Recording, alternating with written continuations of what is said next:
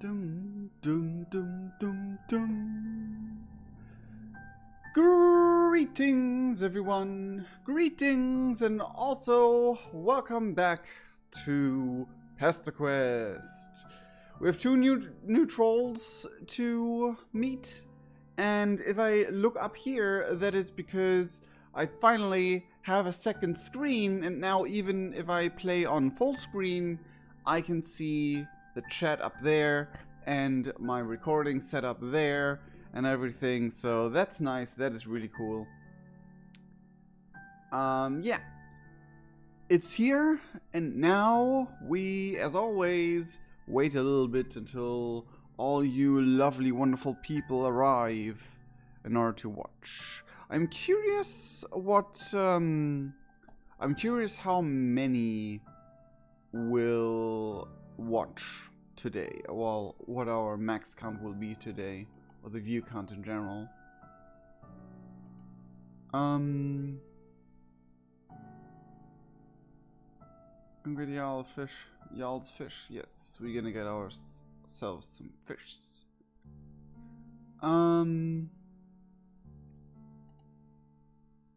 James Roach twittered again about wanting to know who is streaming, so I will video link. I'm streaming. In case you wanna see.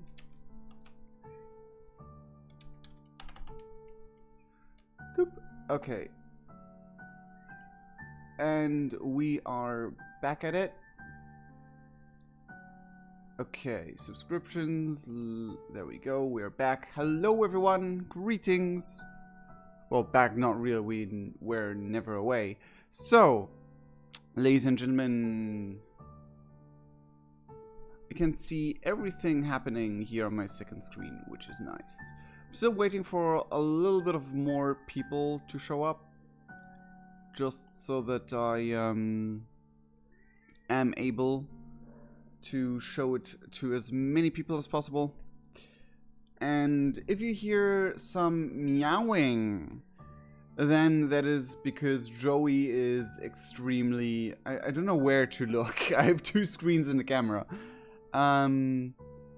If you hear meowing in the background, that is most likely Joey, who is having her moments at the moment. She is really annoying and wants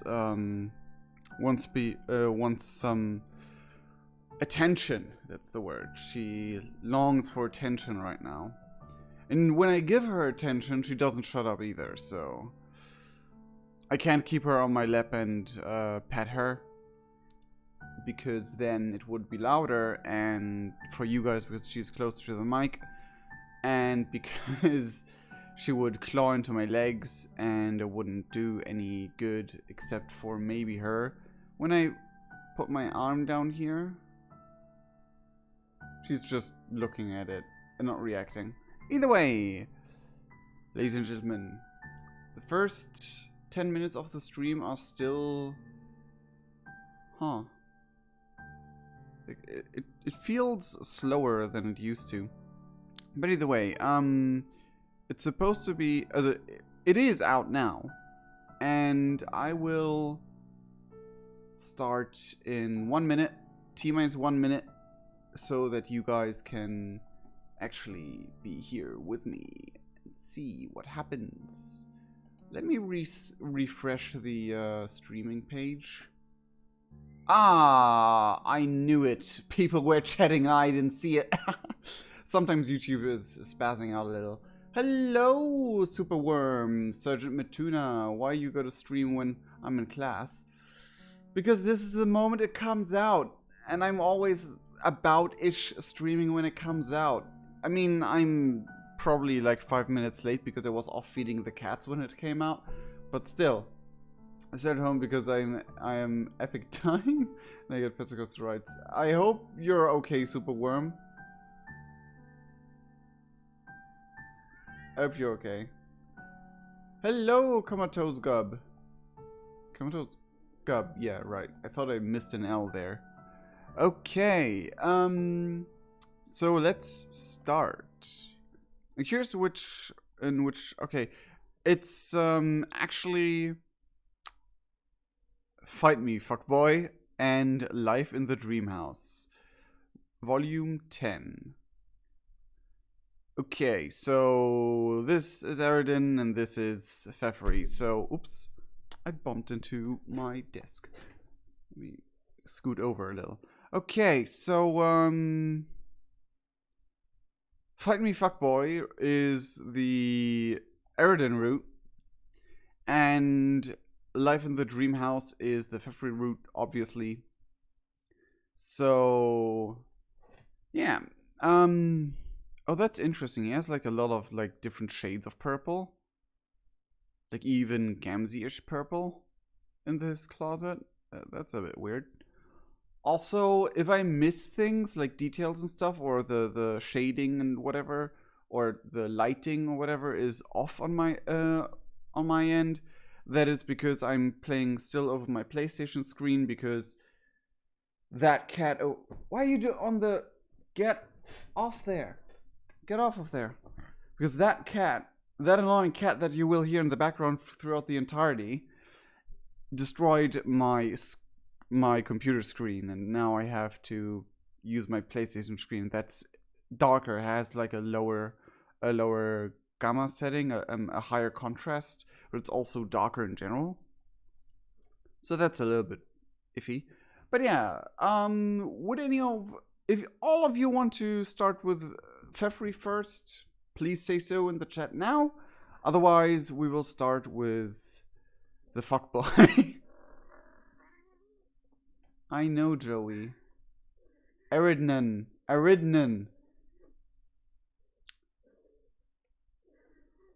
See, I'm petting her and she's still loud.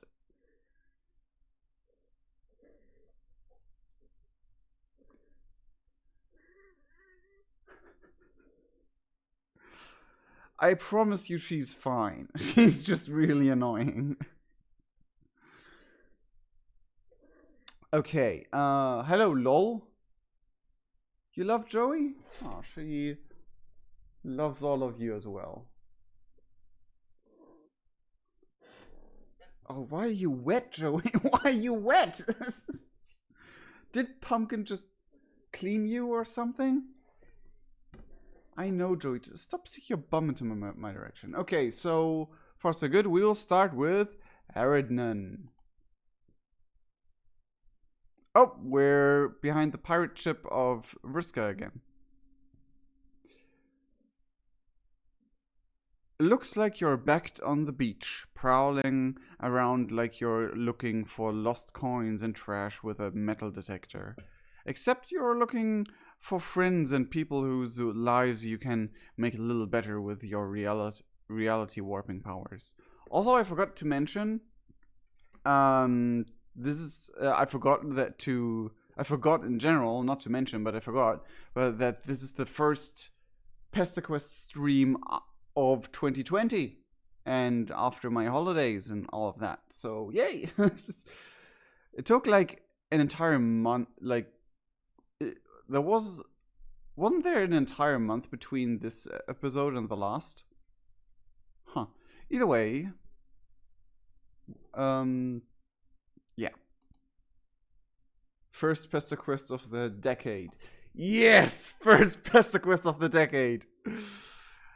Come to think of it, maybe you should be looking for lost coins. You're not exactly made of money right now, to say the least. Poop is there. Look at your sprite. I know. His sprite is just him.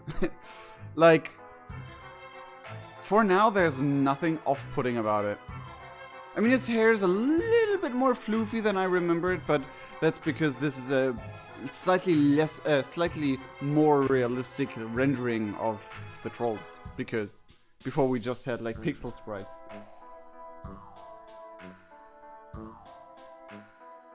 Yeah, that is a nice music.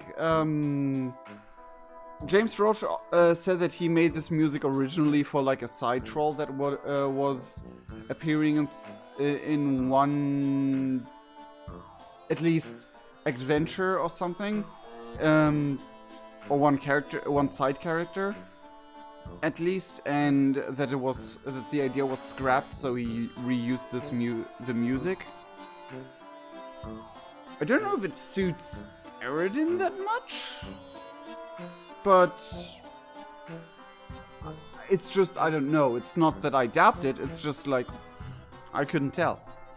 You look up and see a fishy dude sitting sadly on the shore. Not fishy in the sense that he's suspicious, but in the sense that he literally has fins on his face. Although, he's definitely a little fishy in the other sense too. After a few seconds, he heaves an exaggerated sigh and turns his head in your direction. It seems his brooding has been paused momentarily. Hey, you over there. Yeah, I'm talking to you. The one looking around to see if there's anyone else I'm talking to when you're literally the only other person around for miles. Yes, thank you for pointing to yourself. I'm sorry, but this is great. Are you that alien friend slut that everyone keeps talking about? Wow! Friend slut. You're the one to talk, but okay. Friend slut? Wow. You tell the guy that, yes, you are the friend slut. It's you. That is basically exactly what you are. It's what you do. Slut for friends. It sounds so wrong. You ask him who called you that in the first place. You're going to need to thank them for giving you such apt terminology with which to describe yourself. Was it Solux? I'd bet a lot of money that it was Solux. No, it wasn't fucking Solux, God. Jeez, you really are a hyperactive little bulge muncher, aren't you? No, that was something I came up with myself.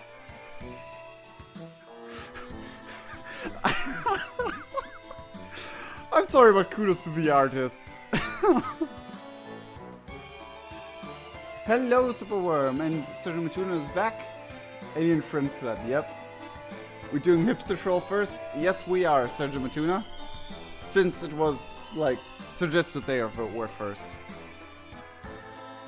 After hearing everyone talk about you and shower you with praise on Trollian, I'm Eridan, by the way. I'm very rich and very important around here. At least you wish. I mean, sure, you're a sea dweller and high blood and whatnot, but yeah. And by that I mean on this planet. Wow, you sincerely thank Eridan for his nickname services. Something tells you that this guy might actually kind of suck, though.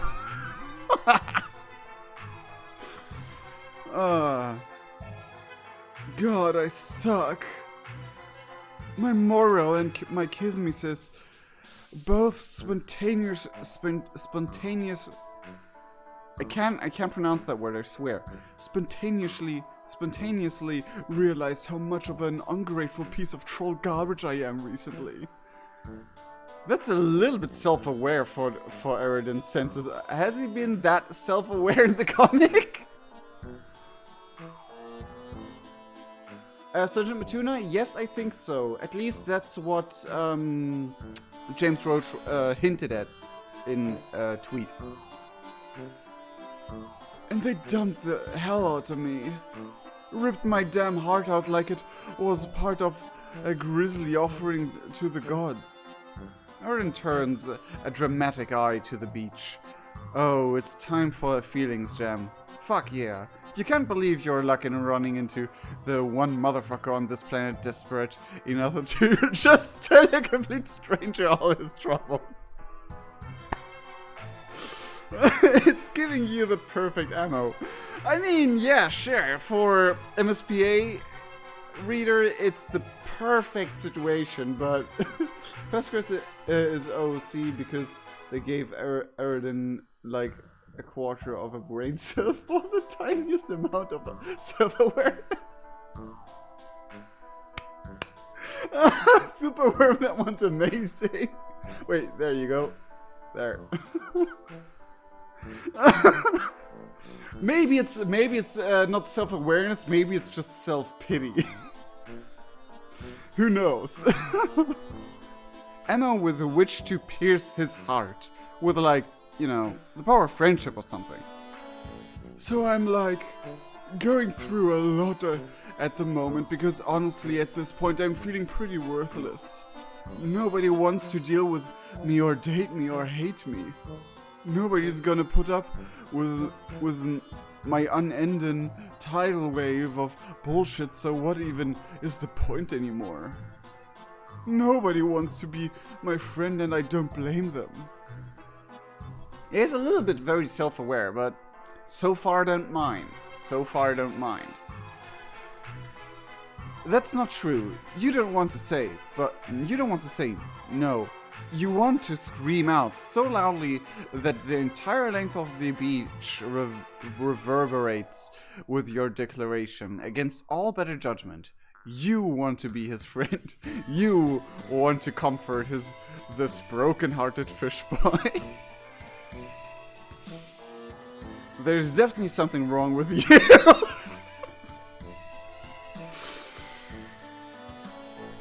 I mean, MSPA reader is cursed that he wants to befriend literally anyone. Like, when he went to Doc Scratch, he actually felt that impulse as well, and then he suddenly didn't feel it anymore.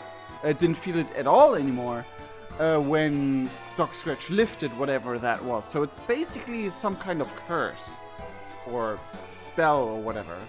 They could have used Violet Prince, but this song is pretty good. I mean, it kinda gives a good like underlining to his to his over-dramatized acting and stuff like that. Are you just going to stare at me like that? Listen, I don't do this shit for free. Open up in front of other people I've never met, I mean. People pay good money for this shit. What?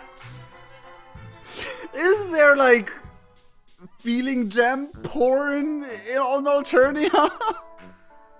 I mean, there was, like, a big fan theory in, like, a big circle of the fandom that I was around, that there is basically moral smut or pale smut or whatever, which is basically just feelsy posts and hug pictures and comforting, wholesome stuff.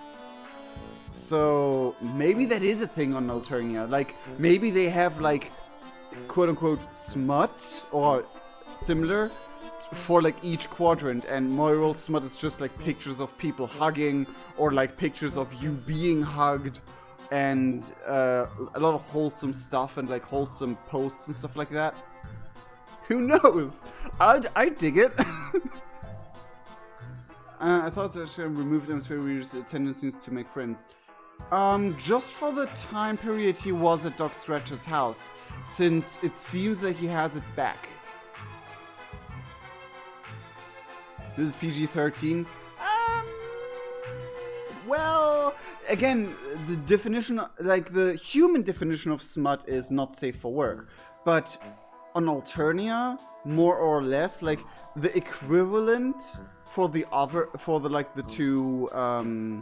two non-sexual quadrants, I forgot the term for it, might be there. So maybe there's like FMUT or I don't know, safe for work, wholesome content for people who want to have moral stuff. And I don't know. Someone's stopping an argument? Yeah, Superworm, yes. A good melodramatic Empora, wow. wallowing from yours truly usually costs a fucking premium.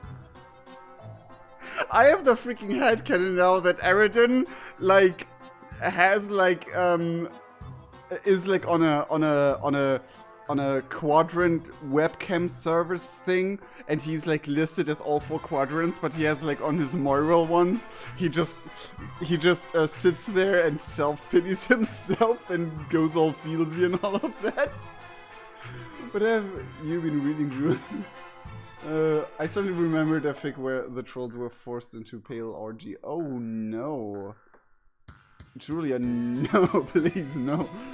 I mean, fanfictions, whatever, they can be even worse, but oh jeez.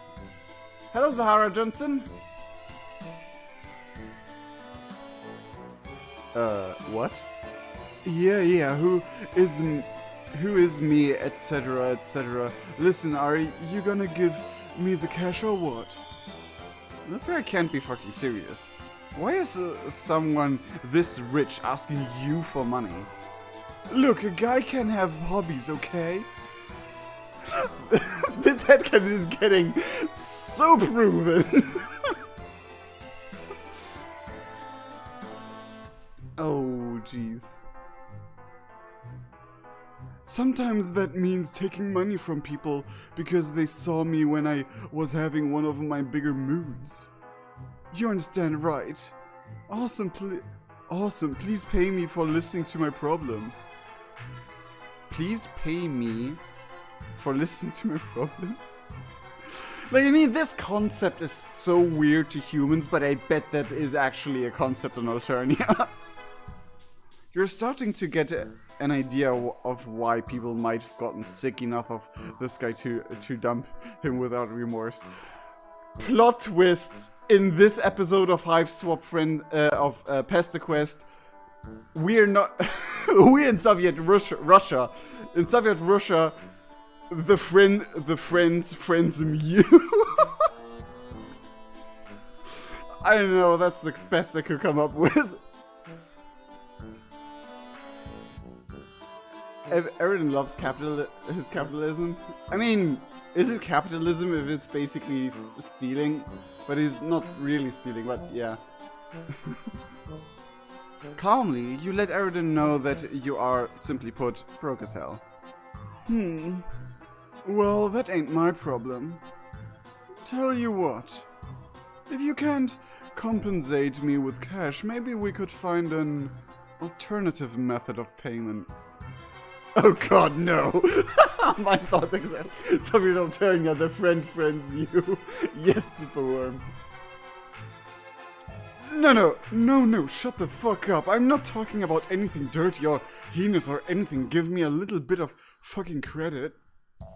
Listen, I'm still messed up over Fef and Vriss breaking my heart as carelessly as a purbeast knocks over a wine glass, shattering it into a million pieces.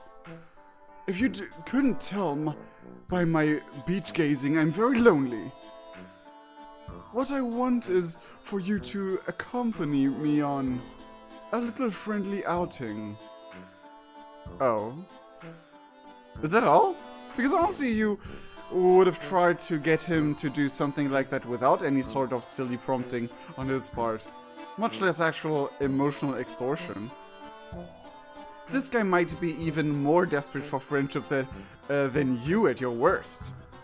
But you say sure, you're absolutely down to do anything with him. Really? That's awesome. He does not look happy at all. Eridan tries to crack a smile and fails. I'm just answering the June's question about the fic was called Close Encounters kind of thing.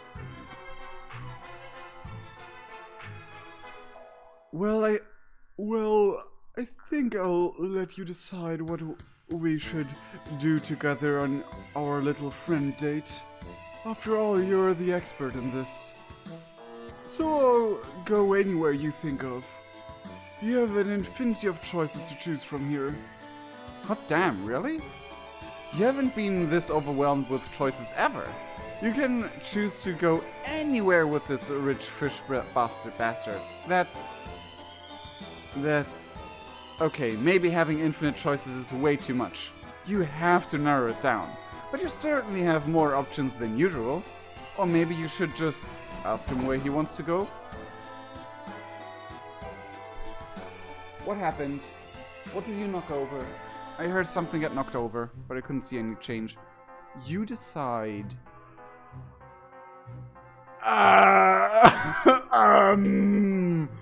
You're not sure where to go. What do you think? Stolen art museum. Stay at this beach. Watch a movie. Teleport to Earth. Head to the anime store. Find a graveyard. Holy balls! Holy fish sticks! So many choices. What will you pick? These are a lot of freaking choices. Sergeant Matuna wants to go to Earth. Oh god, I need to note that down or something. Can I note it down? I mean, sure, I can, but do I bother? Oh, dude. Oh. Earth 1. Anime store 2. Or Earth. Well, you're picked as anime store now. Julia says anime store as well, so that's a 2 now. Some of these are references to Hive Soap Friends. Yep, like Stolen Art Museum is definitely a reference to, I forgot her name, but when we stole like the art piece with that one that has basically viscous blood color. Stay at this beach. Okay, so I mean, we will go through all of them eventually. I've been stripped of my teleport to Earth rights. For now, Superworm. For now.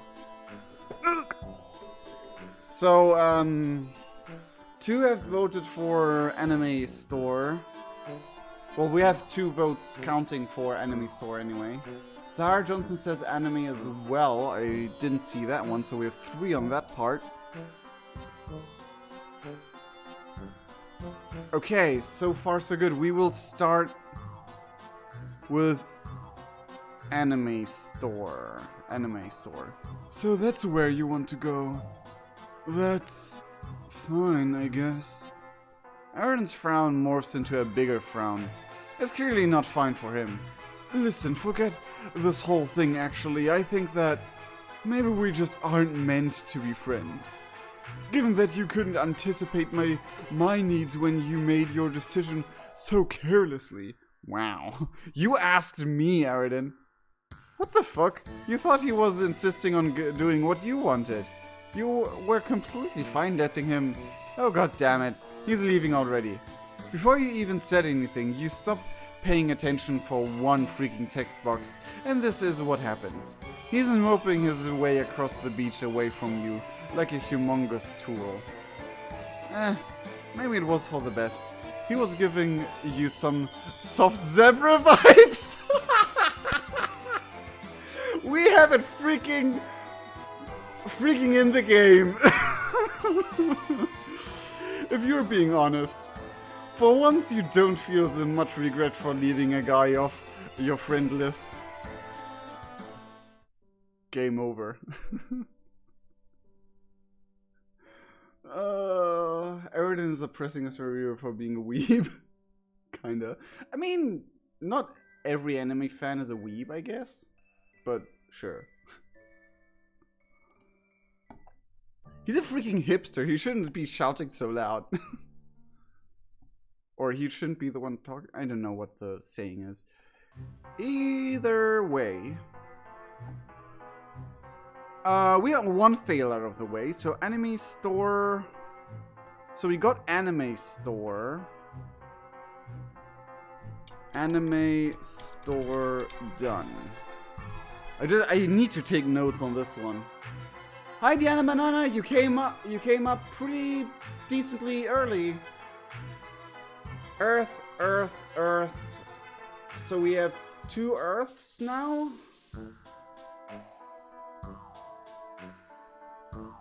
Hi Diana Banana. I know I said that already, but I felt like saying it again. I always want to look there for the camera because I'm used to look right for the camera. So I look like all the way over there. But the camera's there. Hi there, camera. 3 Earths. Okay, then let's go to Earth next. Teleport to Earth. So that's where you want to go. That's fine, I guess. I don't know, for this whole thing, meant to be treated carelessly. Okay, I think all of the choices are a fail except for if we do the right choice or by chance or we ask him. So he doesn't want to go to Earth, which is fine, I guess. Earth done. So what next?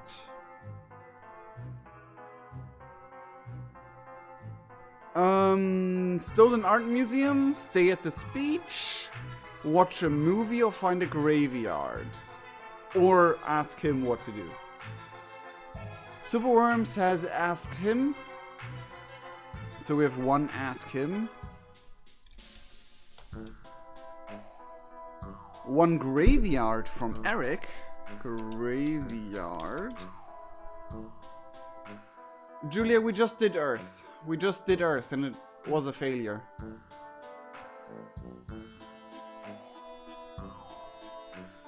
Julia, you may be behind actually. What do you say? Oh, maybe not. Okay. Okay, we have 1 for asking him and 1 for graveyard. What else do you want to choose, ladies and gentlemen? Okay. I think my stream page broke again because it's telling me that 0 people are watching. I will refresh the page. So, Dara Johnson is about asking. So we have 2 askings. It says 13 for me. That's cool. It's just showing me not the actual number anymore. So if we break the record, which I doubt because we were at 13 last, then tell me. The record is 130, I think? I'm not sure anymore. Okay, so we will ask him this time. Since I guess all of these will basically be the fail route. Because it was always that way that the first choice is 1 instant fail and 1 correct way. So let's... You're not sure where to go. What do you think, Eridan? I already told you. I want to go wherever you want to go. God damn it. And that's not like...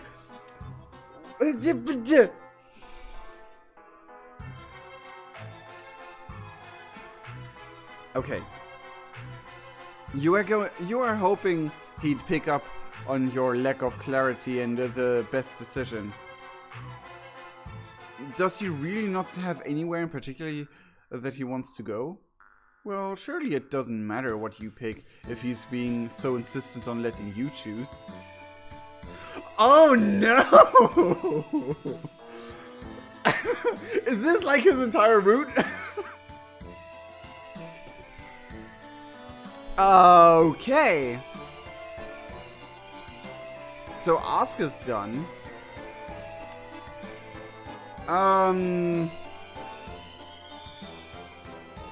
Okay, Graveyard has won again from Superworm. Like, what the?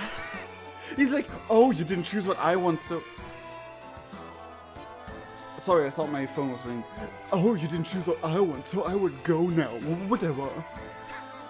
And when we ask him where to go, he's like, you pick. So we have to by chance pick what he wants, which is... I guess likely the beach. Because watching a movie is most likely not a good Friendsum episode to pick, because it would be like, you watch the movie, the end, and you don't have real interaction with Eridan. Oh boy, you... Okay, Graveyard, Julia says beach, beach, and beach. We have 3 beaches. Beach 3. Okay, there was no point in me writing that one down because 3 is 4. Okay, beach 1. Okay, where, what? Oh, there. Stay at this beach. So that's where you want to go. That's fine, I guess. Listen, forget, don't meant to be friends carelessly, blah blah blah. I actually thought the beach might be the most likely one. This is the entirety of Eridan's route, apparently. You know why it came out so late? Because Eridan was being freaking picky. Are we supposed to release you now? No. Now? No. Now? No. Now? Yeah, now it's too late. Eridan, stop being picky. I mean, he's not only being picky, he's being a douchebag. He's like, you decide. No. Seriously, you decide. But yeah, you're not taking care of me, so bye. What the fuck? Okay, so, again. What do you Graveyard. Okay, Graveyard 1.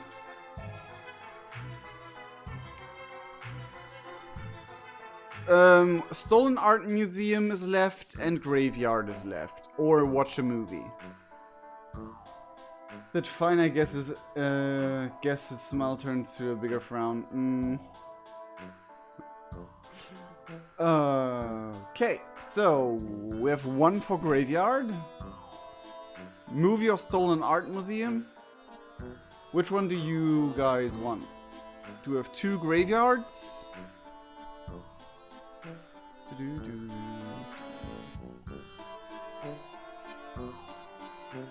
And 3 graveyards?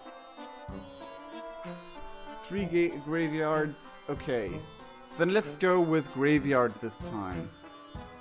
Down there. So that's the way you want to go, that's fine I guess. Nah, it's not. Damn it. Okay. So we have Stolen Art Museum or the movies. I totally forgot to write down which one we were at already. So we have either movies or Stolen Art Museum. Now.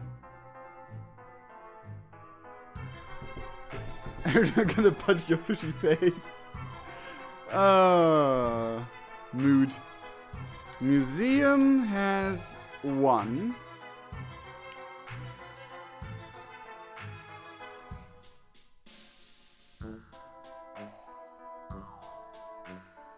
It's a little bit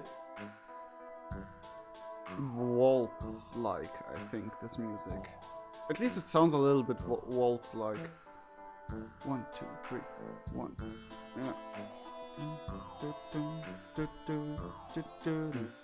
Yeah, kinda. Okay, 2 museums. 3 museums. I'm banging my head on my desk. Sahara, I feel ya. But that's basically Eridan in a nutshell, just like... Okay,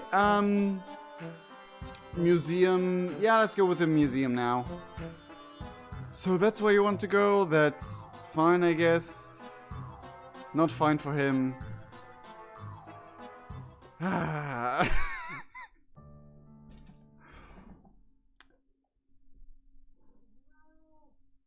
you... Joey, are you... Oh, jeez. Joey caught herself in a box, and now she can't get out the box. And the bad thing is the box is on top of a shelf, of a high shelf. So if it falls over, she will fall a pretty decent way. Give me a second. I'm gonna rescue Joey. I have to rescue Joey. Wait a second.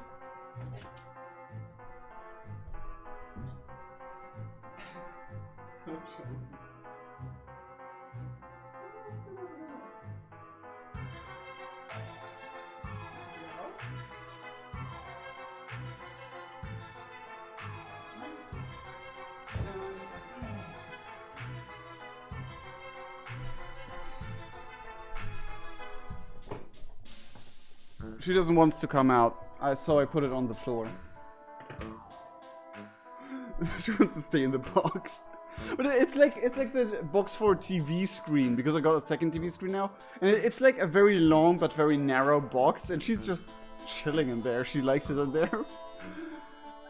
Aiden, please, come on. Whatever you can't win, probably. Yeah, movie is next, yeah? Are there even any graveyards on Alternia? I don't think there are necessarily something that we would consider graveyards, but maybe like just like holes where a lots of bodies get dumped in when like a mass culling happened or stuff like that. Because we have seen that with like the digging troll, like the red blood that was digging holes a lot. Was it even a red blood? I don't know. I don't know, I guess they do now. So maybe like graveyard. We're gonna watch the Smurfs. Okay, watch movie. Yes. Hell yes. Hell fucking yes, you know what is up. We are totally in fucking sync. I'm not sure if that's a compliment or an insult. No, see, I already have movie tickets. And had them for like a month. And was planning on going in a few minutes from now anyway. Oh, what?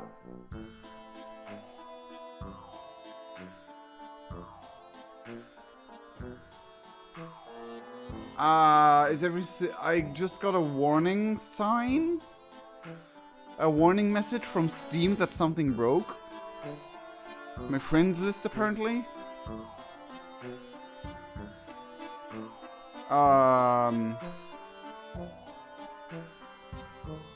Seems fine. But either way. So clearly we were destined to be together as lifelong fucking pals. Because you knew exactly what we were always going to do. You're sorry, he had movie tickets this whole time? Why didn't he say so? Oh, you know. You don't. You're a little miffed that he was just expecting you to know what he wanted for all time. But you're not letting it get to you. Moving on, let's get this show on the fucking road. I'm calling up the airship right now, and we can take a nice little scenic route to watch the planet-renowned classic known as Shrek 2.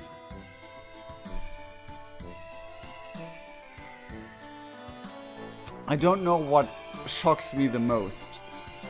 That there's a freaking Shrek universe on Alternia? A troll version of Shrek universe on Alternia? Even though it's probably way different.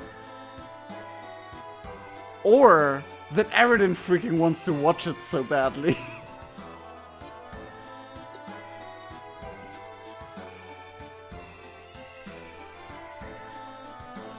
His smile's scaring me. Like the ones from Fozzer. Yep. He really wants to... What's this? It's not that precious smile in the reveal. Yeah. That may come later, though. Yes, Eridan's dad. What do you say? Your eyes widen a little and your body instinctively makes a spit take motion. You're sorry, Shrek 2? Classic? Finally someone speaking for your fucking language. It's an unironic masterpiece that... Suddenly a hazy memory pops into your head of Shrek and Eridan standing side by side in the desert, surrounded by a black void of cracking sky, and just as quickly as it pops into your head, it disappears. Oh, I remember! That one frame from the last battle scene where Eridan was actually really happy on Shrek's shoulder. Oh my god, I gotta show you guys. I gotta show you guys if you don't know. The only time Eridan was shown smiling was when he was on Shrek's shoulder. Yep. Oh god, I have to... Eridan, Shrek, Homestuck.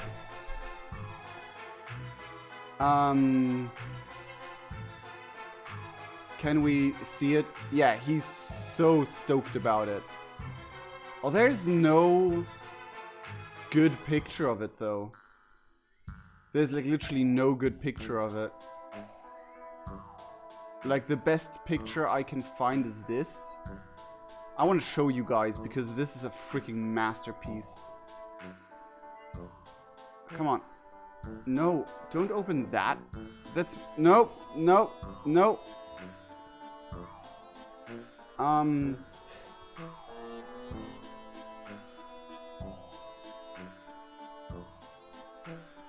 Is it here? Yes, it's, No, wait, that's the wrong picture. What? Here, download this. Oh, either way. It doesn't work, guys, it doesn't work. I failed. In Collide, yes, in the Collide movie. I was not aware. The only scene in canon where he smiled. Yep, watched Collide like 5 times.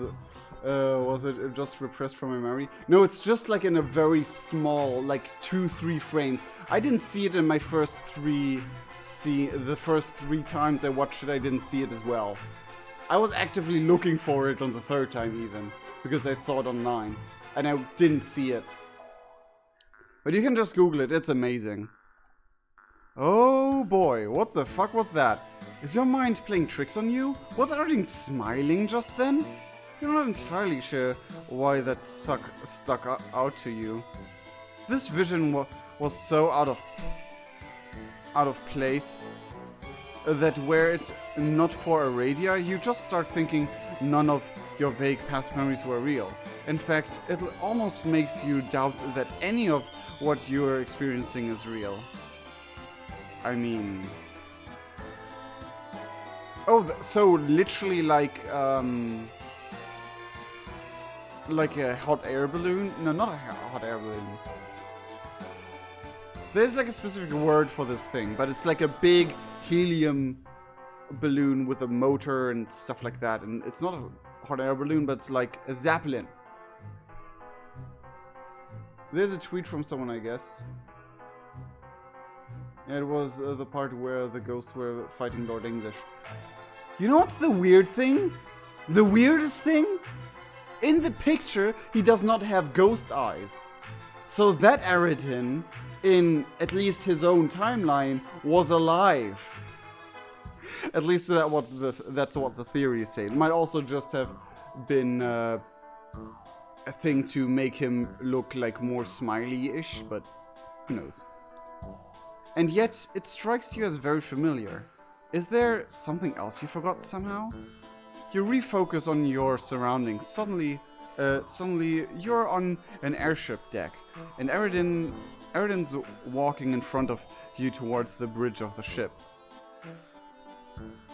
There's like a freaking shitload of guns, even. I'm kind of surprised. Wait. So that one troll. That orange, like the same blood type, blood color as Tavros, the one who was all about planes and flying but didn't want to go to space. He actually kinda got his dream fulfilled, if he's there to witness it or not. But like in the Hive Stop era, there was said, yeah, blimp, that's the word as well. But in the Hive Stop era, there was said to be no flying machines that were not meant for space. Vicare, that was his name. So he freaking got his dream come true. Even if he maybe never has witnessed it because he died in Hive Stop or whatever, because we don't know yet. But Vicare's dream comes true. I mean, sure, it's not a plane, but a blimp is close enough. It's flying through the air, but not into space. Holy fuck, this airship is huge, you say. Also, when did you get here? You walked on it like a bipedal, quadrupedal, or septipedal alien would. What are you talking about? Sorry, Shrek was making you dissociate. Okay, fine, fucker. I'll just say it again. Welcome to the airship de Ampora. It's practically my second or third home, and basically it's fucking incredible in every conceivable way. No kidding. The airship could probably fit a few city blocks on it, buildings and all. Hell, it looks like it could fit at least 3 more conventional, less airborne ships on it. You'd probably get tired of walking from end to end on the damn thing if you couldn't teleport.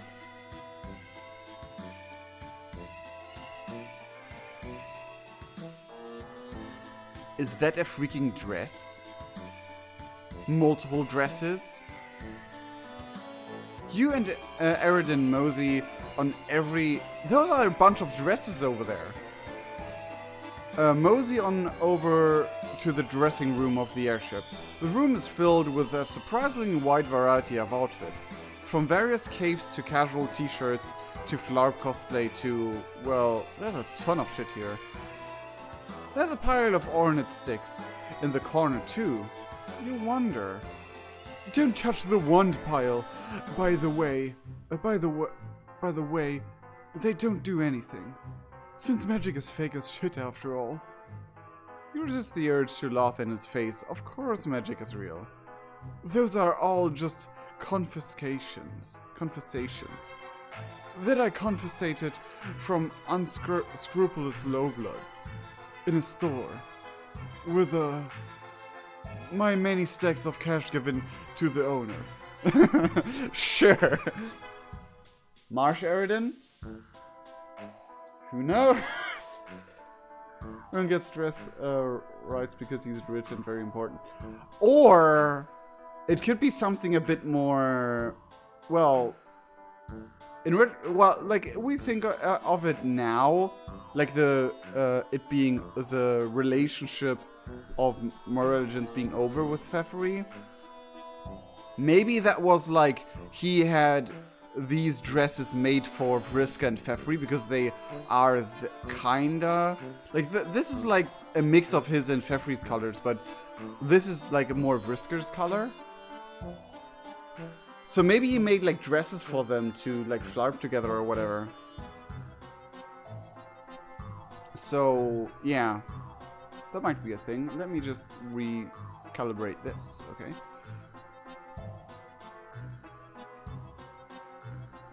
Right. Your eyes wander a little bit more around the room, and besides the elaborate costumes with crazy labels, angsting ensemble, really? You see a lot of really fancy dresses. They look pretty neat. You kind of want to put one on. It's about time for you to add another fan art generating attire to your wardrobe. Sure. Hell no, those dresses are mine. Wait, really? You're a little surprised. You knew he had a sense of fashion, but you didn't know that his taste was so good. The dresses look so pristine. You ask him if he's ever put them on himself before, or if he just keeps them here to look nice. Of course I've put those on before. Much Eridan confirmed.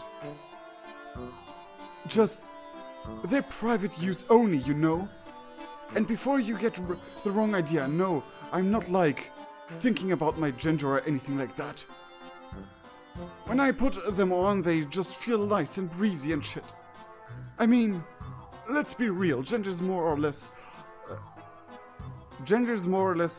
a fake as hell mess that puts unnecessary restraints on people's lives anyways. I mean, on Alternia, that's entirely true. Like, even from the get-go. It's just so arbitrary, you know what I'm saying? To nobody's practical benefit if I'm my dad. I mean, not that I've realized. On Alternia. On Earth, it's a bit different. There has a practical benefit to it. In some cases, I guess. I mean, of course, I know maybe this is the entire stigma of pushing pushing super left liberal standards into games and stuff like that. But seriously, this is Alternia we're talking about. Gender is basically just hippity hoppity, whatever you would like, want to wish to be, because sex isn't even a thing. Like the biological sex, not the act, but the thing. There's like no difference, like anatomically, basically. So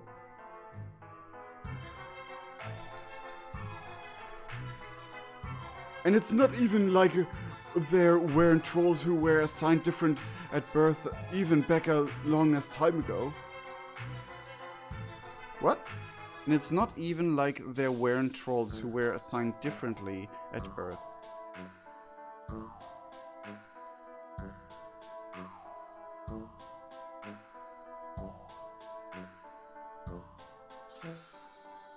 So you're telling me troll genders are assigned? From whom? Like, there's no physiological, you know what I mean, difference on the grubs.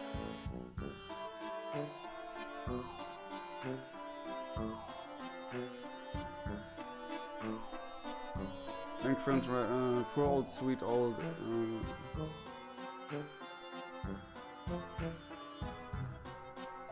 Well.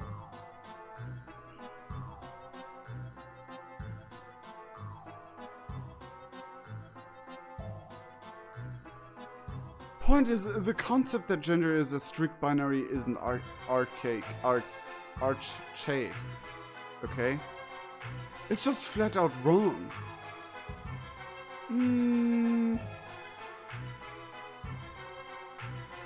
Not in every case, but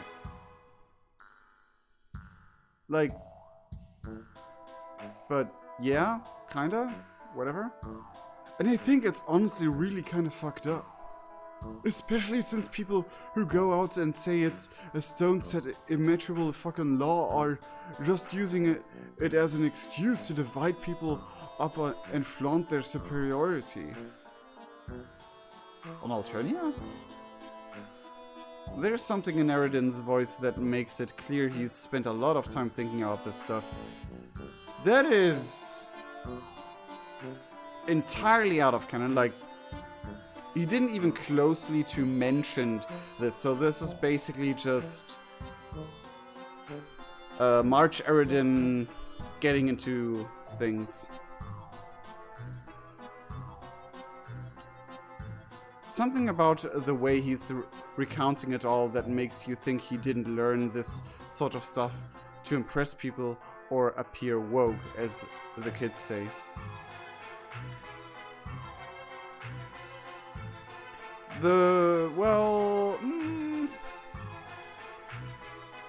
Or for any reason besides the subject factoring into his personal development some way.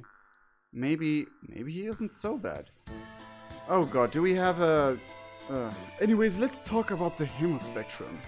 Anyone lower than yellow is gutter blood trash that probably doesn't deserve the horrid life they live. Which is why I've planned so many raids on their neighborhoods on this very airship and spent so much time sniping leagues in the air and shooting holes into low blood feet. That'll show them to have less satisfactory essences coursing through their veins. You immediately fall to your knees and start throwing up on the floor. You quickly reassure Eridan that you didn't unceremoniously barf all over his likely priceless carpet in response to his overruling classist sentiments and conflicting, almost hypocritical viewpoints on different hierarchical power structures. Even though hierarchical power structure, like,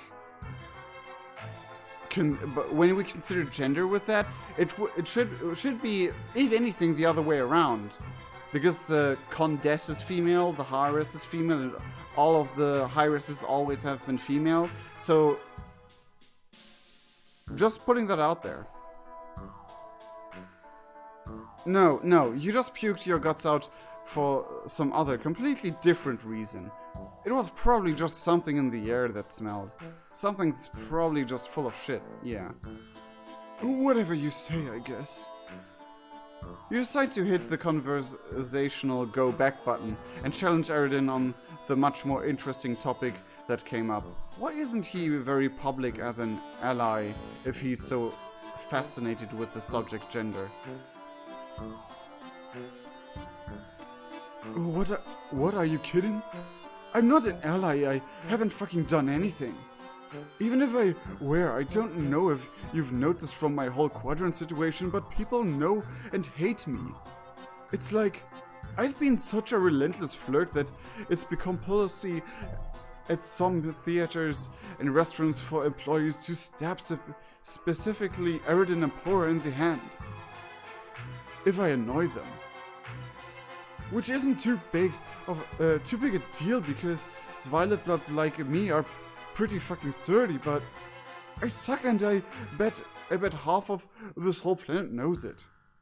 To the extent that, like, if I openly supported something like the destigmatization of gender non-conforming trolls, any existing groups would hate me, and anyone outside of those would use me as an excuse to deride the seriousness of it all. Fair enough. But seriously, making this an issue in Alternian society, like, so big, is just weird to me. Because it never has been. And that was one of the perks of Alternia, one of the good things of Alternia. And trolls in general and whatever. And I'm not gonna be selfish about this thing in particular. Oh, you didn't really think about it like that. Even then, surely, it wouldn't be as bad as Eridan thinks, right? At this point I'm used to being hated. Comfortable with it even. Least it means someone's thinking about me.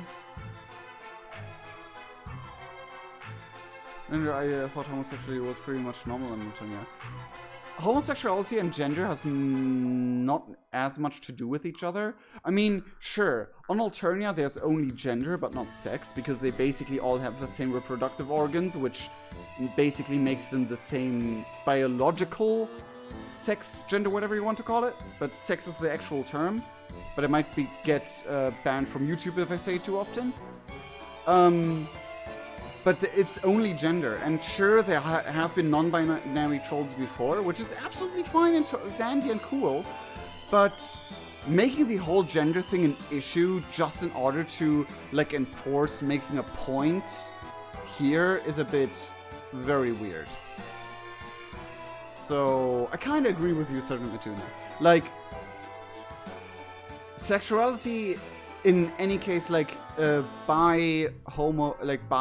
basically every troll is pan, and being only homo or only hetero is outside of the norm, but still okay and normal. Like, it's not as often, but yeah, whatever. I remember when people went ballistic when Sharon came out. Oh my god, their only trait is going to being non-binary. Was that Sharon? Charun?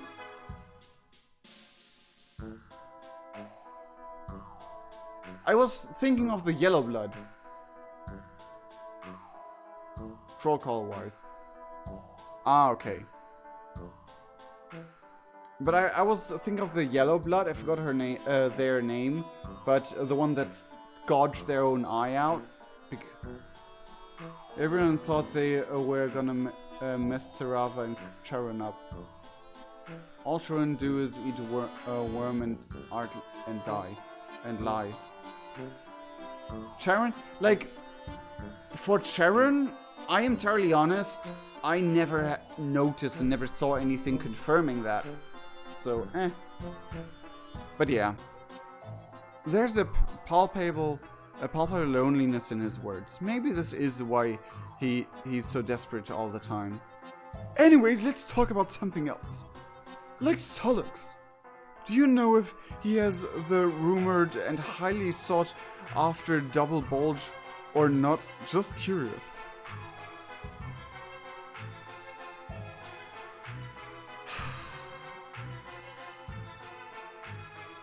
It had there. It wasn't the troll call card. It had there. Well, yeah, but there does not necessarily mean that they're non-binary. It could just be non-specific. In my, anyway. Sought after double bulge. Like, Eridan's route is just like fandom incarnate so far. And sadly, that part of the fandom I'm not about. What? Fuck it. Fuck it. Fuck it. I'll ask him myself. Before you can say anything else to dissuade him from simultaneously being a huge creepy asshole to one of his friends and possibly unraveling one of the most unnecessary mysteries of troll biology, Eridan whips out a palm husk and starts frantically dialing in some numbers with extreme precision. Hey! For fuck's sake, this better not be about your ex again. Didn't I tell you a million times to stop talking to me already? First of all, don't rub it in about piss blood. Piss blood. I can't come to your house and put a bullet through your skull. Second of all, no, I'm here to ask something else. Do you have a fucking double bulge? Wow, what the fuck? You kind of hate this conversation when you look at Eridan. You get the feeling that despite initiating it, he kind of does too. Yeah. He's pacing around frantically. I've heard the rumors, Paul. First off, not your Paul. Second of all, what makes you think I don't have a triple bulge? Perfect response. Fuck off. Listen, we aren't unraveling this mystery for a couple sweeps at least. It's way too fucking funny to do that.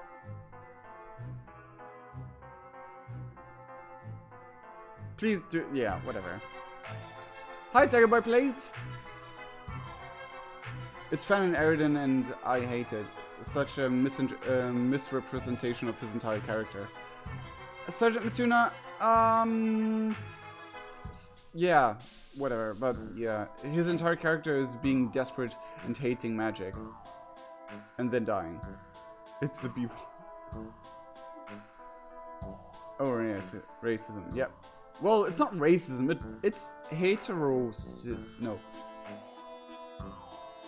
Hemocism. Is that the word? I don't know. Hey, Sol tells me about those Bolton. I mean, hemophobia, hemocism, whatever. You are way too goddamn lame. Why do I even talk to you? You should be fucking ecstatic that I graced you with my ever-present goddamn phone presence. You mean palm husk? What the fuck ever, dude? Cranky because I'm fucking irresistible, aren't you? Fuck you. Ever since the apocalypse got fucking cancelled, you turned into this completely moronic e-boy, and it's driving me out of my goddamn mind. So they are accepting that after we caused the change, that the characters actually changed. Lemao, do you even know what an e-boy is? I bet you're just mad because you got chucked by me super hard. What? Yeah, I've basically been making out with her for the last 30 minutes now. What? Hey, Solux, who are you talking to? An entitled sub. An entitled sub, that's not with the two here. An entitled sub. Put Fef on the phone, you quadruple horn dick shitter. Oh, that was, are you finally making fish puns? I'm definitely making some kind of pun right now, yeah. Listen, you stupid motherfucker, next time I see you, I will kill you. Really now? Are you really murderous today, or just trying to get your daily nagging in on me? Listen, how about we settle this whole ass mess now? I'm gonna head on over to that airship you keep driving around the neighborhood in 2 hours. Get your dumb ass over here and fight me, fuckboy. You hear a beep from the phone. Solix hung up. Like, that's the wrong way around. Normally, Eridan's the one who pushes Solix to the fight. That's a little bit weird, but yeah, it's we got a statement. These are not the cannon trolls anymore. The capture get all of the ladies. I'm an expert. Evil. Yeah, I caught on to that too late that it was fast. Well, he basically does kill him eventually. Half of him. Yeah.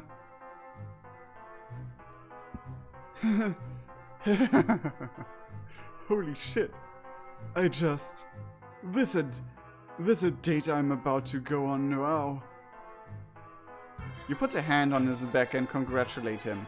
He seems as anxious as he is ecstatic at the moment. Somehow he's completely changed his demeanor from when he was talking to Solix. It was like he was almost playing up his awfulness. He starts mumbling to himself about what he's going to do and say to Solix when he gets here. A lot of it sounds pretty rude, but also rather performative, like what a wrestler says when they have fictional beef. The music stopped. You decide to take this opportunity to snatch a cape. Gotta update your ever-growing wardrobe. Some time passes and you make your way to the airship deck with Eridan, who's having trouble keeping his face from cracking into a smile, or at least the closest expression you've seen to him having one. He actually shows up. Weird. Sox hovers in front of you a couple dozen feet above. When you look up at him, his frown contorts into something more akin to a snarl, and red and blue energy starts crackling around his eyes like lightning. Remember when I asked you to stop calling me? What? I've asked you literally 40 times to stop doing that. And so many other things. And you haven't listened. Though I've decided I'm going to cut you out of my life one way or another. Understand? You look at Eridan. He looks a little less ecstatic than he did before. He gazes directly at Solix above him with a worried look on his face, shifting his general stance so that he can better keep his balance. You have a feeling this was more than he bargained for. You look down to the ground and reflexively brace yourself for impact. You felt combat psionics before with Azdaja, and shit gets crazy fast. Do we have a new...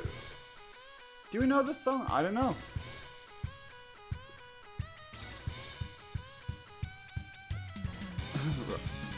Isn't this the battle theme they had?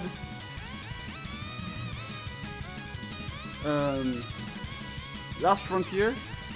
It's a good thing you did too. You hear a much louder crackle this time. And look back up at Solox, an aura now visibly enveloping his body. He's glowing red and blue, with the lightning still energizing into existence inches away from his eyes. You feel the shockwaves of his pure psionic force weighing you down, making your legs feel more like jelly every second. It's as if gravity itself is bowing down to Solox. A big shout that I will not repeat now. Come on now. Now, is this all you fucking got? Something I'm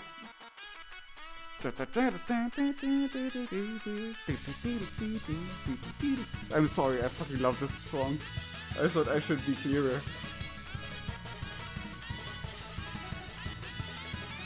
Something about Eridan's feeble taunt tells you that this is absolutely more than he had bargained for. Nevertheless, he pulls out his gun and aims it right at Solox with completely unwarranted confidence. Solix's psychokinetic force is so overwhelming that your legs give out and you hit the deck, stomach to the floor, knees to the ground, and ass in the air. Yeah, there's pretty much no way you can stop this. Solox shoots fucking laser beams out his eyes, and Eridan returns the favor with his own gun's laser.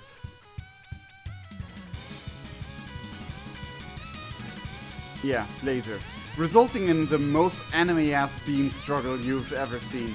The clash ends in a huge explosion of smoke that obscures everything from view. Defying the force of the blast, you zap into the smoke to get a better look.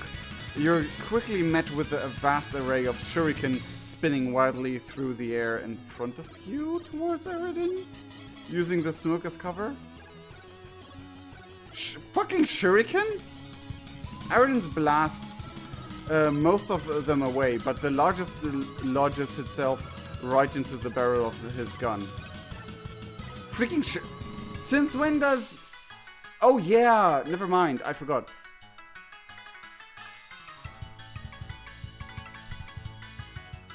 I thought Solox didn't want to fight Eridan, he was kind of forced into it. Yes, that's the thing.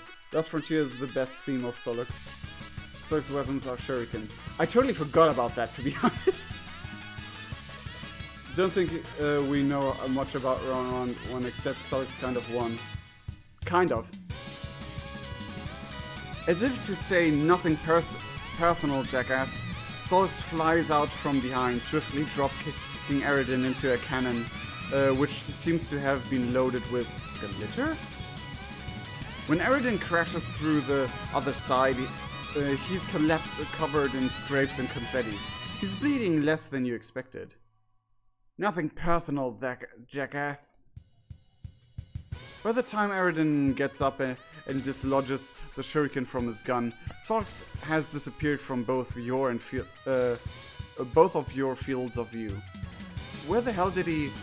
You hear literally tons of rock crumbling from below. You look down and see nothing. You look left, right, behind you, all around you, upwards. Ah. He's above you, pointing upward, levitating some kind of humongous... Some kind of... Is that a fucking shopping mall? Did Solox bring a fucking mall to a gunfight? I didn't remember that he could lift objects, but it's kind of like obvious that he would be able to. Wait, that mall! It's that mall! The one where, in an Aaron timeline, Daria pleaded with you to take her to Earth, away from this hellish planet society and into a world that has even the slightest bit less bleak. You lose yourself briefly in your thoughts. You couldn't help Daria then, And now that it'd be easy to fulfilling that one request is impossible yet again. It's so frustrating. You couldn't save Daria. You couldn't save anyone. And maybe it's too late for you to do that, but maybe you've been fucking around too much today. Maybe, just maybe, there's someone you can save right now. The mall is massive, and if it collides with the ship from that high above, oh fuck. You have to get out of here. Gotta give you credit here, Soul. Nobody's ever tried to maul me with something so fucking big. What the fuck do you mean maul you? What does that even mean? Maul isn't a verb. Oh, no, hold on. Okay, see, we are thinking of two different words that sound the same. Wait, I literally could not care less. I literally could not care less. Oh, I'm mixing it up. This is so fun. They didn't mean I can't even.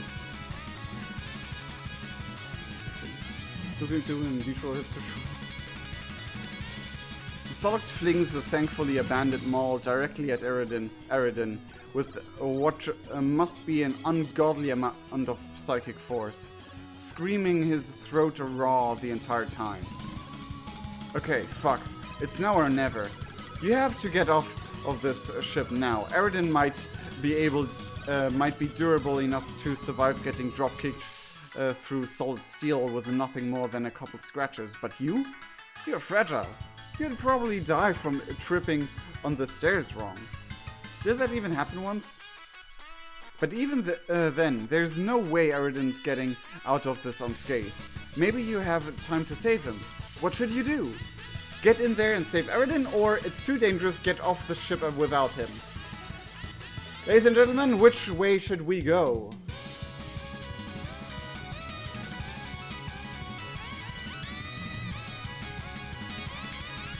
Superworm says save him.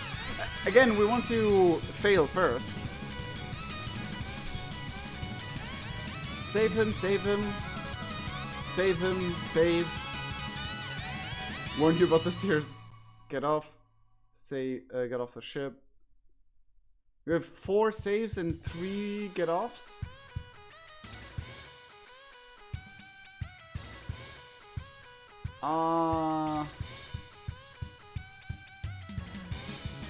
I think save is winning. I see way more saves anyway. So let's save Eridan. You can't just sit here and let someone, even someone like Eridan, get sandwiched in between a massive airship and an entire fucking mall. You've got this. You're about to jump in like a fucking action hero and save Eridan. What is there to worry about anyways? All you have to do is teleport in and out. Alright, step 1, teleport in. You zap right in front of Eridan and he immediately shoots your arm off. Okay, ow. Eridan clearly wasn't planning to injure you so badly. You quickly see that he's rocketing to the edge of the ship using his gun's blast as propulsion. Fuck. He already had an escape plan and... Jesus fuck, this hurts. Your arm, or what's left of it, feels like it got plunged into the fucking sun. Why did nobody tell you that a sudden laser beam amputation hurt this much? Distracted by the pain, you find it hard to focus on warping out of here. You can't even bring yourself to focus on Solix yelling fuck fuck fuck as the titanic shopping structure hurtles towards you. You try to steady your breathing, calm down and try to focus on reality around you. Unfortunately, reality doesn't stop for you, and neither does the unflappable march of gravity as the sheer force of the mall crushes you to death. If only you were a little less fragile, maybe you'd find 2 boys surrounded by the rubble of a crash site, shaken at the fatal consequences of their spat.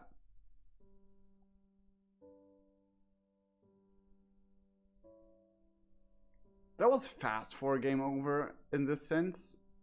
Like, this was the fastest second choice game over we ever had.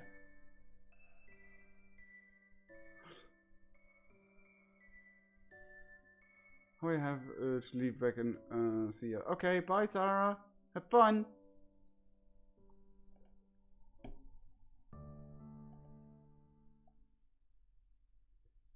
Very well then. Watch a movie was the right choice, I think. Yeah, okay. Okay, ladies and gentlemen, now it's too dangerous, get off the ship without him. Fuck it, he'll be fine.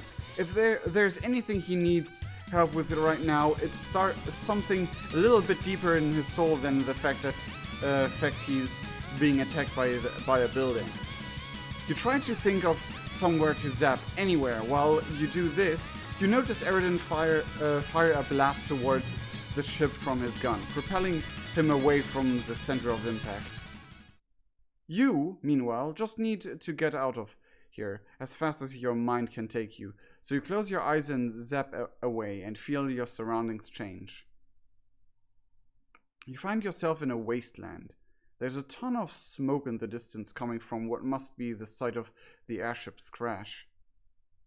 You take solace in the fact that Solks was cognizant enough of his surroundings that he chose not to send the airship crashing into a city full of people because of beef he had with the one dude. Damn.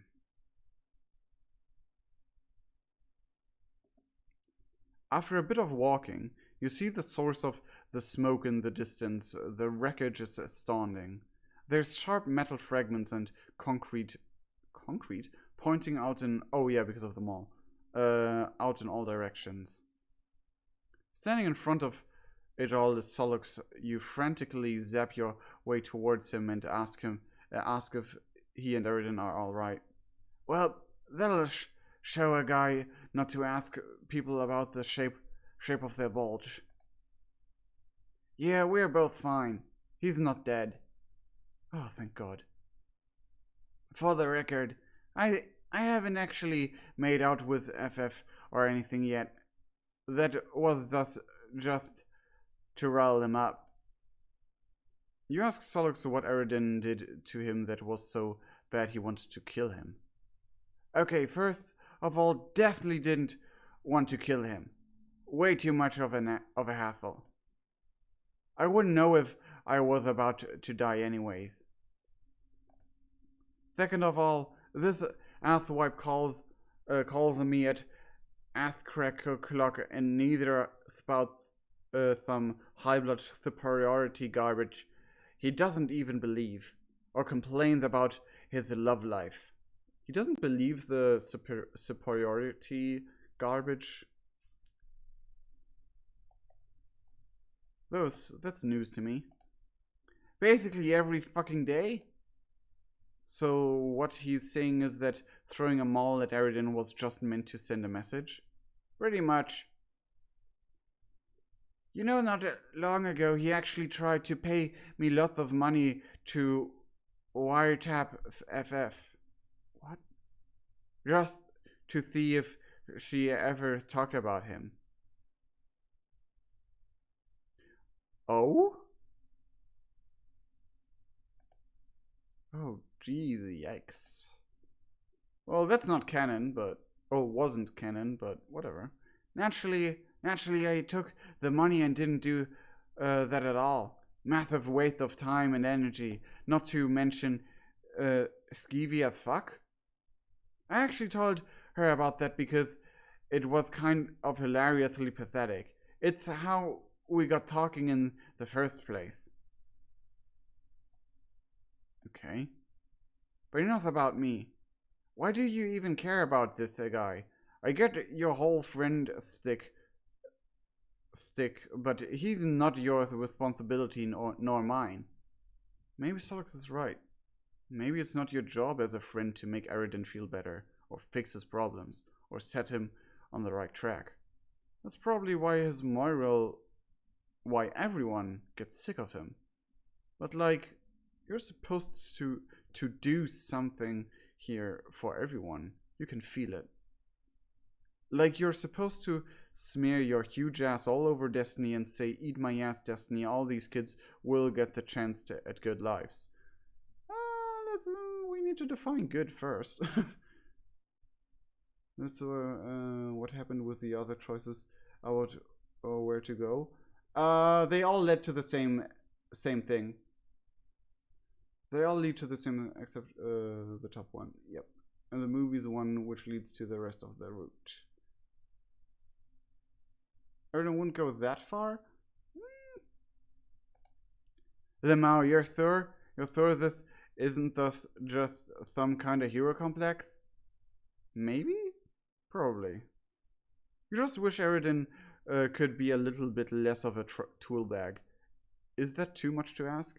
Also, is there actually such a thing as a hero complex? And even if you don't force yourself upon others, or force your view what would be better for them upon others, isn't that okay then? Isn't it totally fine to want to be able to help everyone? Well, I guess you can do whatever you want. I won't stop you. But he doesn't deserve this, you know? Maybe not. This doesn't change what you're gonna try and do. You've got a lot to say to Eridan. You wave Solix goodbye and make your way around the field of rubble. It only takes you a few minutes to find Eridan, sitting on some rocks. Ugh. Fucking... that hurt like hell. He's alive. Of course I'm alive. You think I died just because I got a building thrown at me? This pose, though. Hug. Actually, if I didn't blast myself out of the way, I'd probably have been buried under a lot more rubble. Probably wouldn't have been able to dig myself out. Sox probably could have done that, but if he went this far to kill me, I really doubt he'd be that willingly. There's no way he hates me in a way that'd lead to a decent Kalinga's relationship. I was actually pretty close to biting the dust, huh? A dust here, huh? Hey, do you ever think to yourself that you have all the power you could ever want or need and every whim catered to with ease? And that even despite all that, your happy moments are as fake as magic is? Maybe even more fake? I really do not know what you're getting at. Dirtfruit is gonna be bombing everywhere. Who knows, getting volume 11 will be Jake and Roxy and then Jane Dirt. I don't know. I think Jake and Jane and then Roxy Dirt. Let's expand with this even.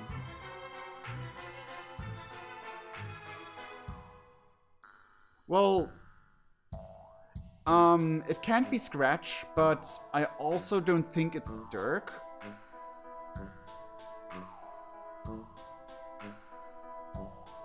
There's no way I'm doing something wrong here.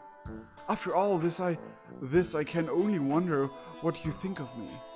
I'm just a scumbag who keeps setting himself up to fail, right? You ask Eridan if he wants the truth, wondering aloud if he can even handle it. Listen, I'm not gonna be in any more pain than I'm in right now, having been dumped 3 consecutive times. And also getting crushed under several tons of concrete too, I guess. I can handle the fucking truth, so just give it to me. In front of you, you see an absolute hopeless moron who has achieved their station in life through no work of their own, and who's placed all his stock into social lies. Lies? He's cherry-picked the ones that have worked for him and rejected all of the others. But what has that done for him, really? Absolutely nothing. Believing in this society has only ever hurt him.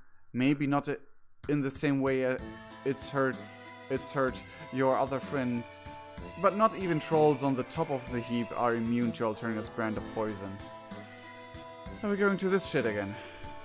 He's a 6-sweeps-old kid who's ultimately just scared, lonely, and confused. Someone who doesn't have to be hopeless. Someone who can violently burn away all his failings and rise from the ashes like a phoenix who decided maybe this next life, let's not be so fucking racist all the time. So you tell Eridan to get up from his throne of wreckage on his sunken ship and start making his way to some pit stops of self-betterment before more people take grievance with him this way Solok says. Then maybe he can tear down all the false hopes that comforted him throughout the sweeps. Damn, Okay, not that this isn't surprisingly deep, cutting and helpful adversary reflection, but like, there's no way I'm gonna remember all this. You gotta at least write this down or something. Don't worry, this is a text-based game. There's definitely gonna be transcripts available online in a matter of hours. I'm gonna be honest here, I'm gonna have to ruminate on all this for a while. But I think I'm tired of being and feeling so awful all the time. I just don't know where to even begin with myself. And I think that you might be asking a lot more of me than you think. Life never stops asking a lot from you. Fair point. It's definitely gonna be a long process. There's pretty much no way you can force feed the guy a redemption arc in the span of today. Hell, you'd be surprised if he didn't still suck a year from now. At least they're admitting that, but it's getting pretty close to a forced redemption arc. But even the shittiest kids can change a lot with a good push in the right direction. Good. It has to be good story-wise as well and true to the character, but yeah. Hey, thanks for sticking by me. Even if only for today. Of course, you tell Eridan. What else are friends for? And besides, your day with him isn't over. Wait, what do you mean by that? After all this, you want to still spend time with me? Absolutely. You take Eridan's hand and pull him up to his feet. After all, you two have a movie to watch. This is a nice one. The victory. Oh, jeez. It can't be Dirk because it's T-Pose Man. It's T-Pose Man, but T-Pose Man could be anyone for all we know. I'm leaning more towards T-Pose Man, which is probably another character. Yeah. T-Pose Man is most likely a different character. Eridan deserved a redemption arc? Well, if Eridan deserves a redemption arc, then all of the trolls do. All of the trolls who need one. If Risk and maybe Gamzee can be redeemed, then so can be he.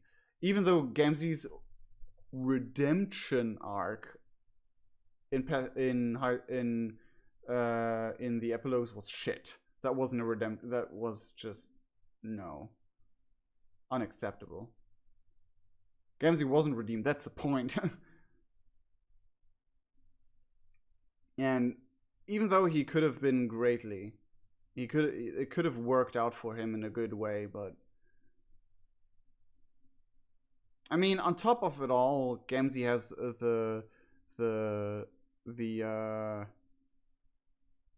Gamzee has that negative point about him that he has an unfixable crack in his brain almost. Like, it's not necessarily his fault because he doesn't necessarily try to be a bad person or stuff like that. He's just like fucked up. But yeah, that is Eridan's route, ladies and gentlemen. But yeah, this one went faster, I think, than that was a pretty fast route. It feels like. But either way, Eridan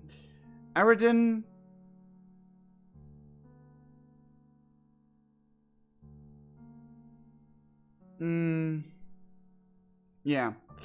I didn't enjoy this. I did enjoy some parts of this route, and some other parts I did not enjoy as much. Because, like, the whole gender discussion thing felt, like, forced upon us. And I am all for liberal views and, like, having, like, don't caring about gender when you wear clothes and whatnot. You can be a cross-dresser or not, or whatever. I don't freaking care. I mean, it's just the technical term for it, but no one cares, or should care, what clothes you wear and whatever. But on Alternia, it doesn't really fit to what we know about Alternia's culture so far. Like, not at all. Like, it is that way on Alternia already, basically. More or less. But, like, the entire, we need more gender rights and equality and trans rights and whatever, doesn't fit to Alternia because it's already in place, basically.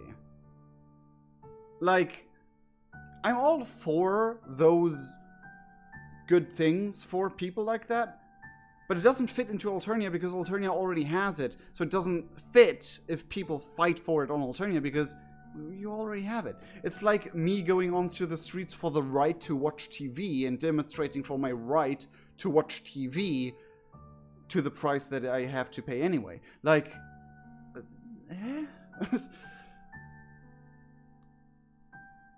still better than Riska's route? Yeah. Didn't sugarcoat it. Not as much. Yeah. It was a little bit sugarcoated, a little bit, just a tiny bit, but it was still better than Vriska. I agree with that. It was sort of good at some parts. Yep. Everyone is oppressed equally, lol. Yeah, I mean, basically more, not really. Like, depending on your blood color, but blood color is like the only point of actual senseless or not senseless, but unfair oppression. I can't believe Vriska got J.K. Rowling into being trans. Well, not yet. She might be in Homestuck 2, and John might become become June in Homestuck 2, which, fine, whatever, I don't care about Homestuck 2. J.K. Rowling is worse. Only because she's a TERF. Only because of that. But besides all of that, I wouldn't say J.K. Rowling is worse. Like, some things are unnecessary. The gender thing was so unnecessary, yes. I agree with the viewpoints of gender equality and, being non-binary and living it out and all of that. Rights and shit like that. I mean, I once had a time where I was like, oh, I wish I could wear dresses, but it's not because I'm male and I shouldn't wear dresses. They just don't suit me. I look ugly in them. So I was like, ah, damn it. So I wasn't, and then I learned about kilts and it was like, oh, kilts. And then I saw me in a kilt and was like, no, it still looks fucking stupid on me. I just can't rock it. It's no way. But yeah, I'm all for that. But yeah. J.K. Rowling being worse? Debatable, I think. Because it's debatable depending on what you make count on it. But either way, before we all talk about meta stuff and stuff like that, I'll take a short break. I'll take a very short break because my voice needs a little bit of a break. And I need to go pee. And we will continue with Feferi as soon as the break is over. And I will show you guys some... Oh, why is this... There we go, that's better. I have to check if this is actually still working. Okay, it was not working. Okay, again, random videos as you wait for me. Or one or two, one probably most likely maybe not even a full video for while you wait.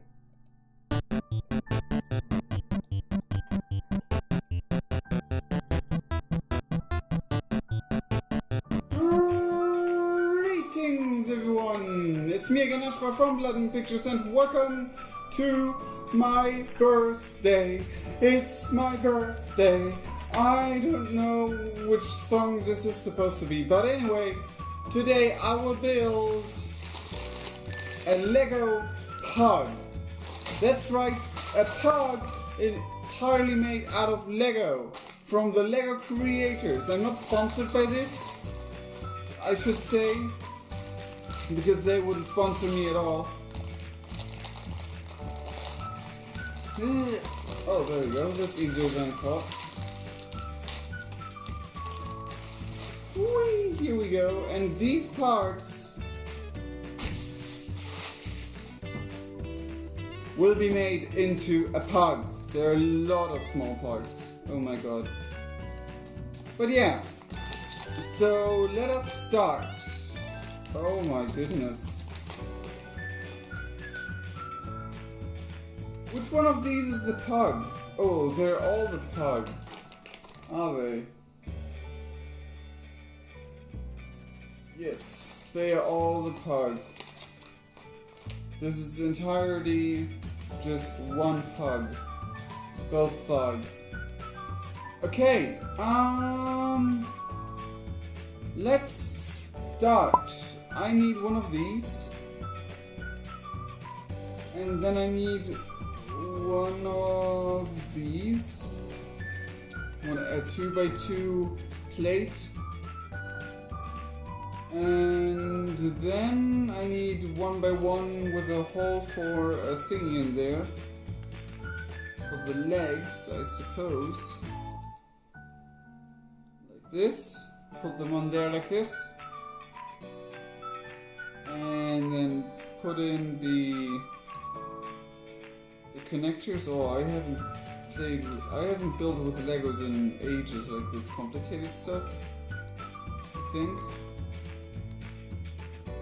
Well, I did play with Legos earlier last year, a little bit. I got a few things from Evelyn back then, but that's not the point.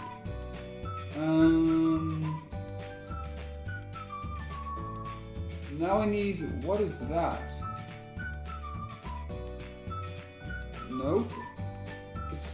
It's like one of these, a 1x1 plate, but it has a little pointy thing downwards. Oh, here it is.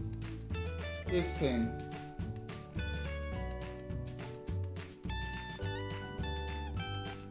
You just need one?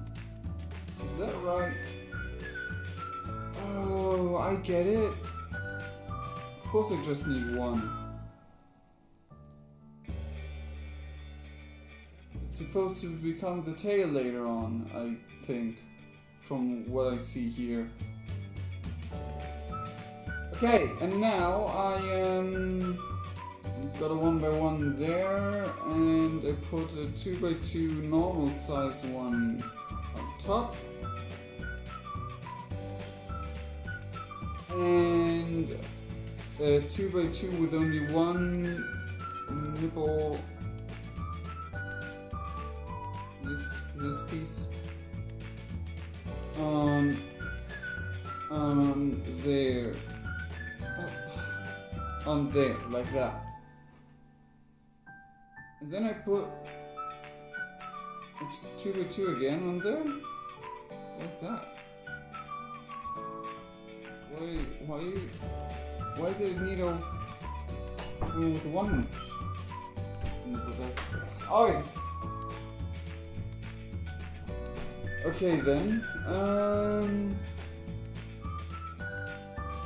Okay, and then I need two 2x1s. Put them next to each other on top there. And 2x1 with a hole in the middle. There. And now gotta put this on top, turn it around like that, and put these ones up like that.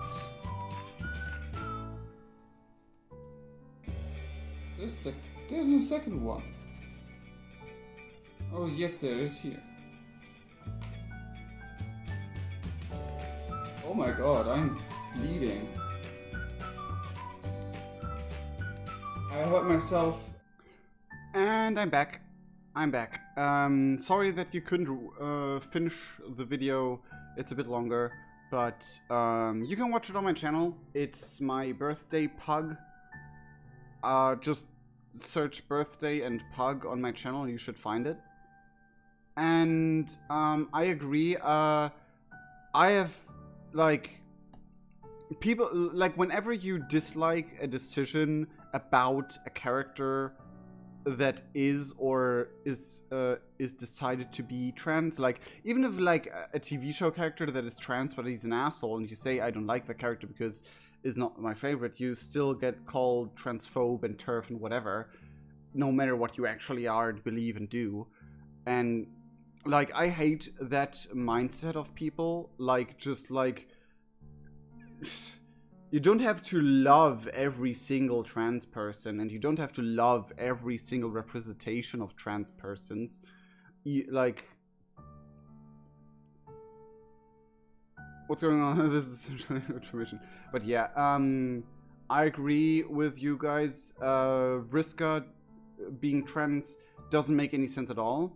To me personally, trolls being trans doesn't make sense at all, because they basically have the same sex, and sure, if they actually want to implement that gender is assigned, forced upon them at birth, like someone decides actually you are male, you are female, gender or whatever, then it kind of makes sense, but I wouldn't call it trans necessarily. I would give it a new word, but it would be similar to what we would say is trans, even though there's literally no transition being theirs, or like no big real transition. It's like a whole different kind of deal, like with length, for example. But Vriska doesn't make sense, doesn't suit her character. Like, she was a perfect female role character, even though she was a bitch and an asshole. Spider Bitch is her nickname because of a reason. But yeah, I don't know. Trans trolls in general don't make any sense for me. And like just randomly, because of freaking Toblerones, make like change characters. It would be entirely fine for me, like fine, it would be better, but or I wouldn't say anything or say as much if it would like be only Homestuck 2, like if the change happens after Homestuck is done. But retconning stuff like that, no.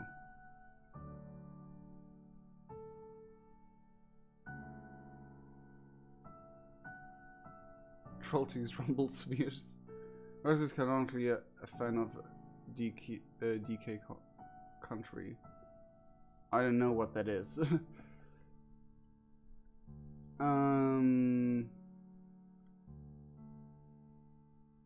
They have, well, do they have gender roles?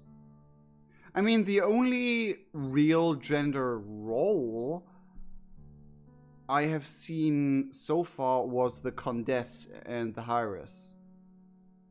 Like, that is literally all I have seen about gender roles in Trollian society. Donkey Kong Country. Oh, okay.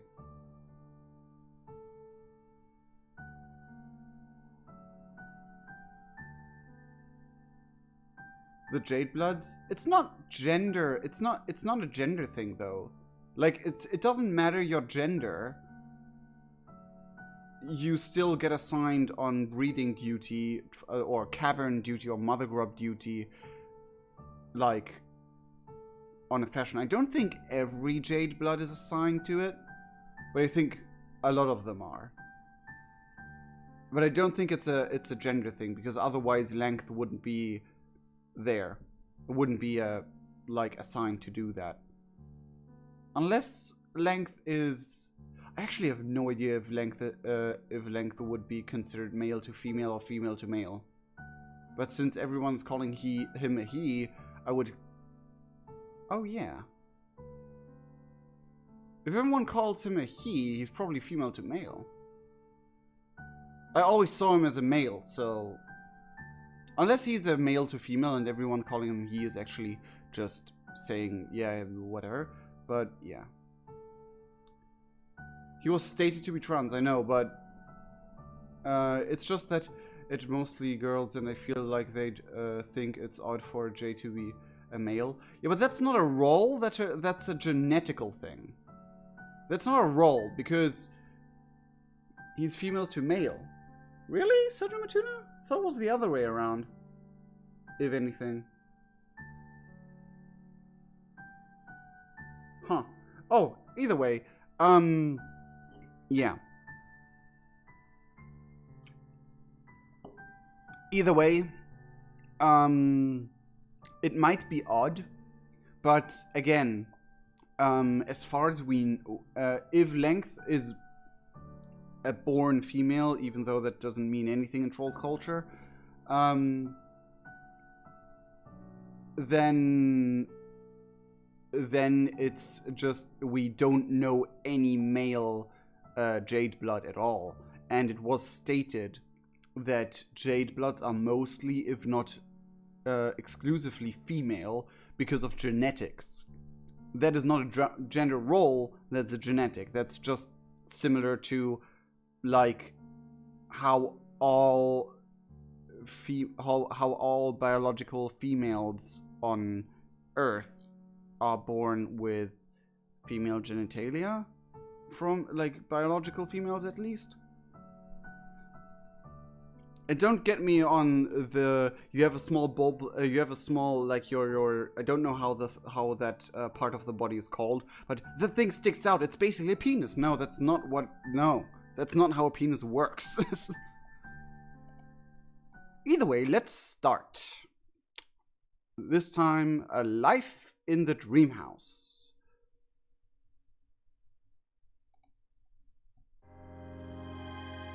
As you've had occasion to remark before, Alternia is a dark world. Both because it's night all day long, well, because you only can run around on nighttime, and because of its hideously brutal society, where the strong prey on the weak prey on the weaker, and all this preying ends only when the survivors are shipped out to prey on everyone else in the galaxy. It's a bit harshly said, but kinda yeah. Alternia's cruelty has been on your mind for a long time, but recently it's begun to feel intolerable. You decide to... Yeah, see, recently it has begun to feel intolerable. So, stuff has changed at the moment PESTERQUEST started.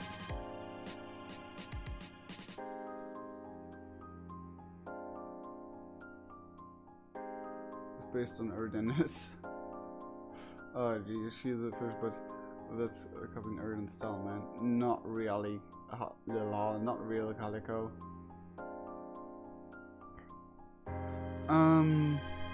You decide to take a walk in the woods to calm yourself, but it seems that with every step your mood only grows darker, your agitation greater. As you walk, you remember the names of Alternian friends who have fallen to the planet's injustices, and your mood goes from bad to worse. You've been waiting around like a spoiled, self-centered narrative device for a lightning bolt of illumination to reveal your reason for living. to explain your peculiar and insatiable hunger for friendship and to show you the destiny attached to it. You think you know who caused this, but why? You've been sitting here like a child waiting for a teacher to explain the answer to a difficult math question. Vriska and Teresia are arming up to change the world. And what are you doing? Your usual bullshit. You're thinking. You're navel-gazing. And then, with a sudden blinding clarity, you understand. Vriska's right. Teresia's right. The answer is revolution. As many times before, it didn't work. Who gives a shit?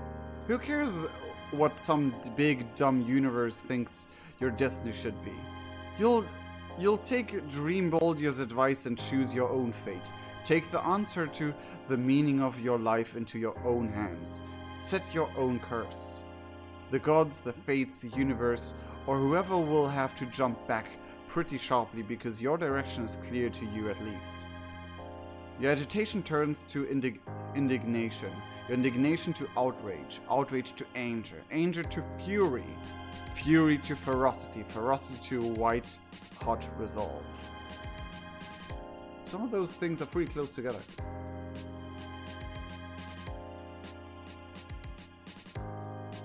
The horrors of this planet have got to stop, and you are feeling particularly dramatic today. Doubtless due in part of the shift in the narrative tone and general prose quality in this episode. So now is the time. Alternia's cruelty and violence have upset and shocked you since you arrived. But as more and more of the population suffering under these wrongs have become your personal friends, it has become unbearable. You've been wondering all along who will make it stop. Wondering all along. Now you know the answer. If you are the main character, then you have to be the one to get the ball rolling. And you've begun to suspect that you can't die, for reasons seemingly tied to your function as a narrative device. So that's a bit of a characterization you can bring to bear. No longer will you linger in the wings, waiting for the narrative to summon you to heroics. With this momentous decision girding you for unstinting effort, you set your mind to the question of how to accomplish it. You start by making an inventory of the strengths and weaknesses you possess and can bring to bear on the task. Strengths. Experience drumming up friendship in the most unlikely situations. Second, ability to travel instantaneously anywhere you want to go. Weakness, everything else. Pretty much it. This helpful mental exercise clarifies matters significantly. You see clearly that the only way for a single humble being such as yourself can change Alternia is to go directly to the point of maximum leverage. In other words, straight to the top. You'll need both of your resources in this quest. You'll need to travel superhumanly and superluminally into the immediate company of Alternia's ruler and throw your full friendship game on them, with the objective of persuading them to initiate reforms, change rules, and set the planet on a course to civilization. First of all, it is a civilization already. Second of all, please don't make Feferi the bad guy again. Well, I say again because there's a big chunk of the fan base who see Feferi as worse than Eridan or Gamzee or Vriska. Or all of them together. I cry Busker was scrapped. Rest in peace, Busker. My precious girl. My Wi-Fi decides to someone die. V, you can watch later if you have problems now. We're drowns trying to get Feferi. I'm calling it. What? How? Sergeant Matuna, I don't know. I have met one of my previous, one who used to be a close friend of mine, hated Feferi with a passion because she was a bitch and she used Eridan as in abused him and whatnot, and she is basically like the reason for all bad things happening and whatever, and she isn't anywhere near my favorite character, Eridan's evil antics. I hate Feferi.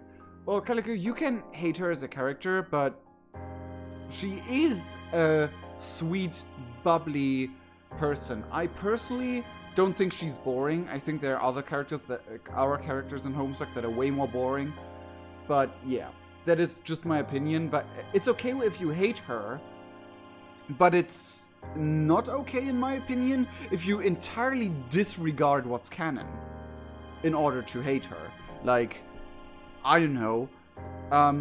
Like, Feferi was one of the nicest persons and has been stated in canon if she becomes the condescension, like in a different timeline, but on Befriending, she was the Condess.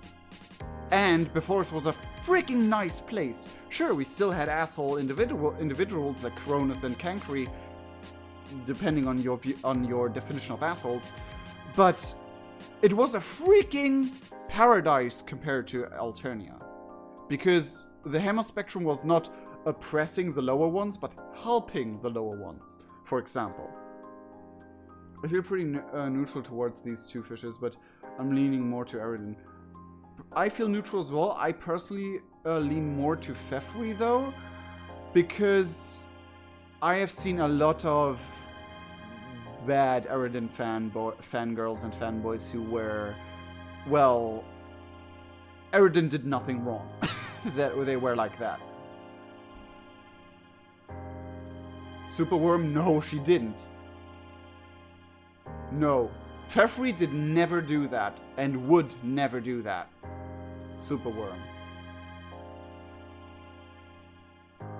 Oh, something different on Befriending.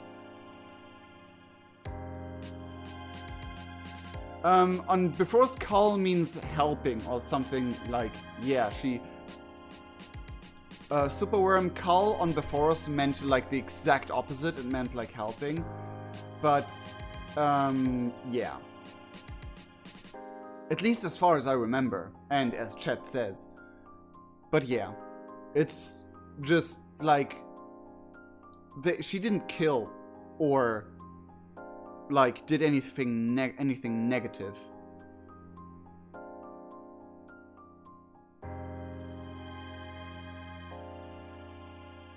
In Feferi's introduction, it can't be, because we didn't know about Befriending at that point of time.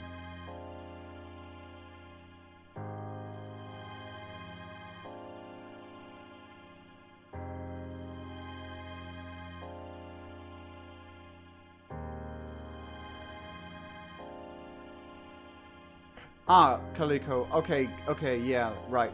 And before it sucked, but not for the same reasons. It was too soft, and everyone had a happy old time, but it was like, yeah, that made it very easy for them to get oppressed by outside alien forces, which didn't happen as far as we know, and they got pretty much useless for Scrub.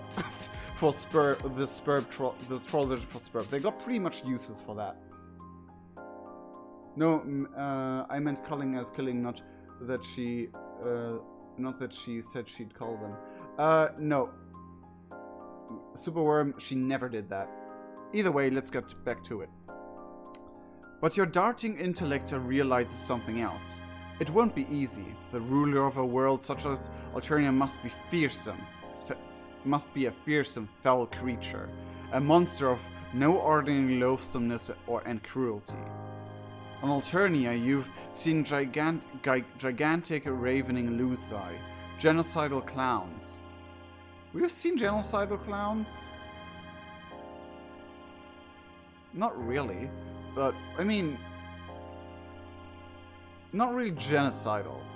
Murderous high-bloods, yes, and every kind of grisly crime, to a point of making belief in Santa Claus almost impossible.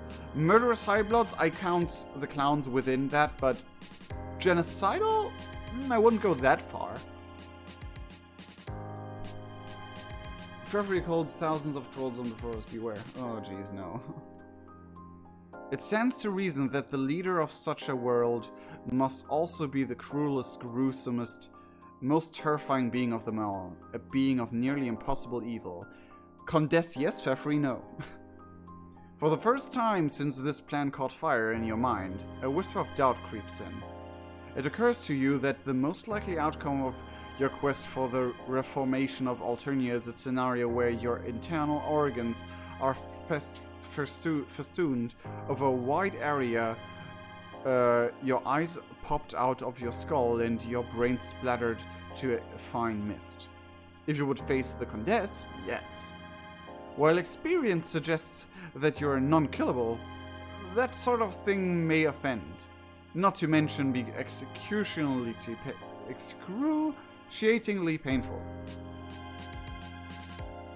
Maybe it would be a better idea to have a light lunch and lie down until your reforming mood passes, or press on fearlessly with your quest. So, which one would we want to go first? I want to get the fail routes out of the way first again. So, both could be a fail route. Maybe it would be better to lunch and rest, like let the mood pass. Might be just like, yeah, we lie there, nothing happens. But press on fearlessly with your quest might be a fair route because we teleport to the actual ruler of the Trollian Empire, which is the Condess, and we get killed instantly. Feferi, yes, Condess, no. What? Huh? Just go here. We are doing Feferi's route basically. So when MSPAR reader finds out that Feferi's true personality will be astronomical.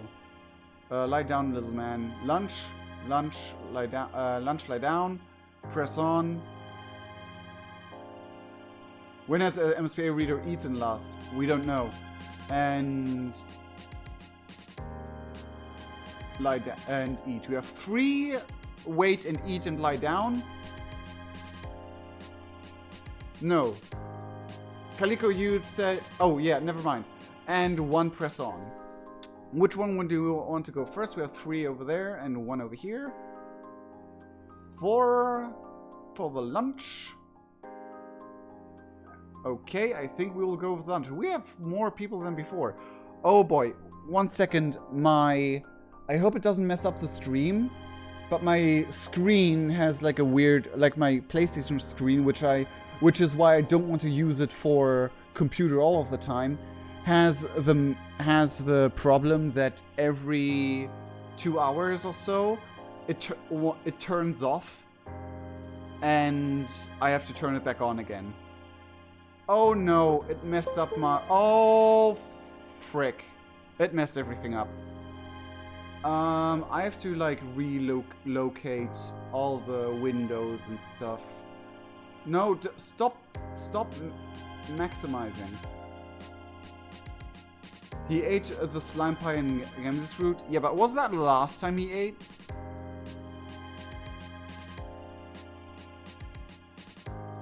Okay, I think everything's back to how it is supposed to be. Okay, so we will lie down with the nearly superhuman befriending powers and actual superhuman traveling powers. Won't try to reform Alternia. Who will? Have you no pride, no grit, no old college spirit? Old college spirit? Go back and select the right answer. I guess we don't get a I guess we don't get that option. Will we actually?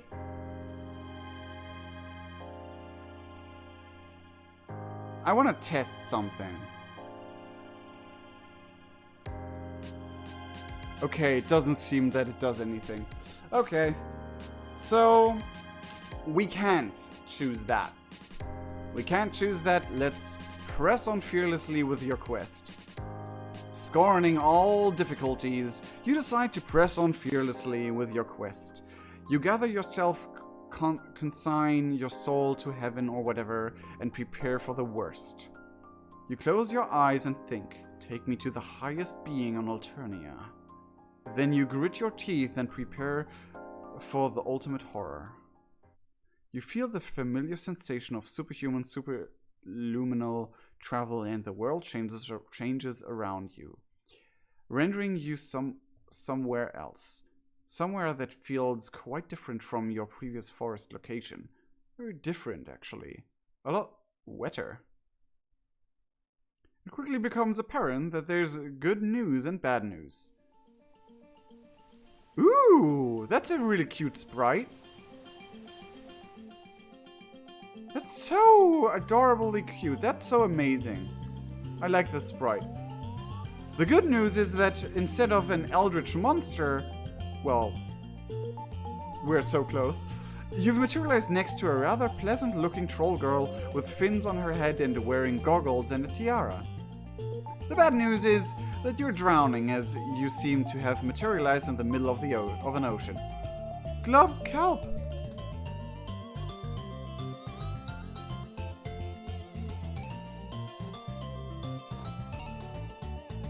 It reminds me just the very slightest, tiniest bit of the music you hear when you are in Atlantica and Kingdom Hearts. Just like the tiniest, tiniest bit. But it reminds me way much more of the Korean anime golf game Pangea, which has shut down a couple of years ago. Eldritch Monster? Phew, what? Adulteria? No. Oh, God. Your own greeting may seem a bit less cheery in that it consists of thrashing wildly with your eyes bugging out as you fight not to inhale, while trying to concentrate on zapping yourself the heck out of there. The troll girl watches in astonishment, but suddenly seems to understand. You see her take a big breath of water through some gills on her neck, and then something starts to come out of her mouth. A bubble. That giggle is, in one way, kind of cute, but also kind of scary. But, I mean, is that physiological possible to inhale water, as an amphibian, basically, to inhale water and produce air out of it? Like, filter out the water molecules or whatever? I don't think that's possible. Some weird magic going on.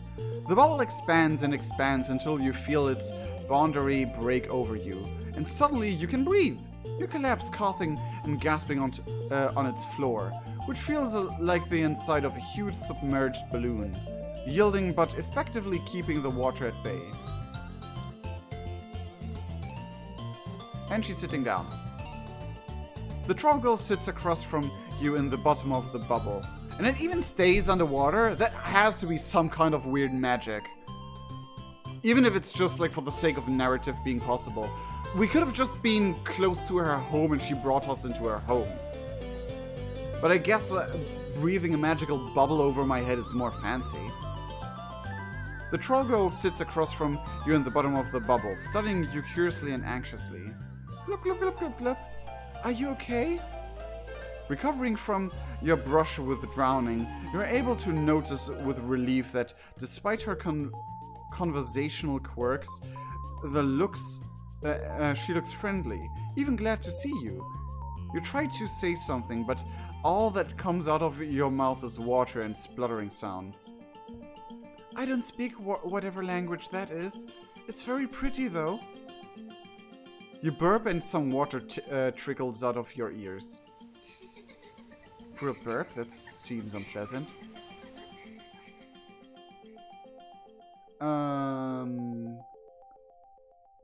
Love You, Feferi's theme. That's actually one of Feferi's official themes. That's how official work, I think. No, they don't produce air. They suck the oxygen out of the gills. Basically, function like they absorb the oxygen from the oxygen stuff out of the water and filter it out of the water, but they don't produce actual air. They don't produce the gas air. Do Eridan and Feferi have ears, or do they only have fins and are deaf? No, their ears are basically fins. Or like a mix out of the whatever. You're in a, that's not how bubbles work at all. Yep. Lexi. Yep. I agree with you. Sorry, I still don't understand. Do you speak any Alternian? With a great effort, you gasp. Yes!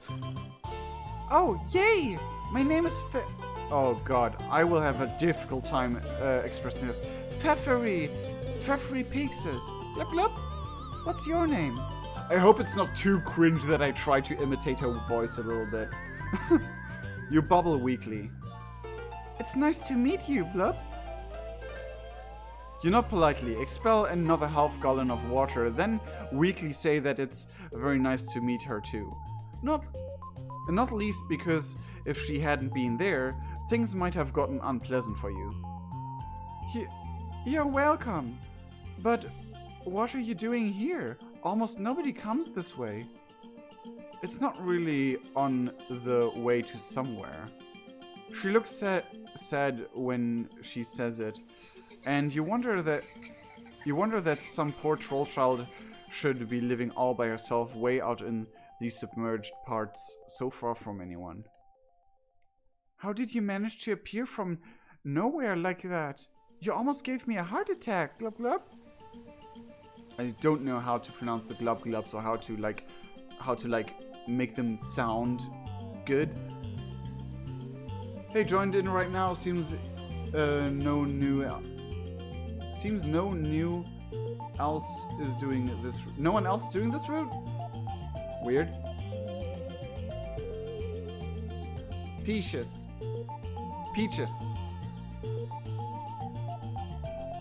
I think someone I know already has made like the Peach and Feferi connection, like the Peach from Super Mario. Both are princesses. You tell her you were trying to use some superhuman powers. You have to go visit the highest being on Alternia. The troll girl seems to perk up at this. You want to come visit me? Look at this happy little babe. Baby. Not babe. Babe is a little bit sexual. You want to come visit me? You shake your head vigorously to try to get the water out of your ears. The troll girl looks disappointed. Club, you didn't come to see me? You apologize and say that you're quite happy to be visiting her, but that you misheard her last remark. You thought she had implied that she was the highest being on Alternia. Just goes to show you how deep submergence and waterlogging can cloud your hearing. Oh, no, Glub, you heard me right. I am the highest being on Alternia, most of the time. I'm the future Empress, heiress to the throne of the Alternian Empire. Which is a great big globbing pile of whale poop as far as I'm concerned. What? Wasn't she happy about becoming eventual Empress so she can make it better? We just discussed this in chat.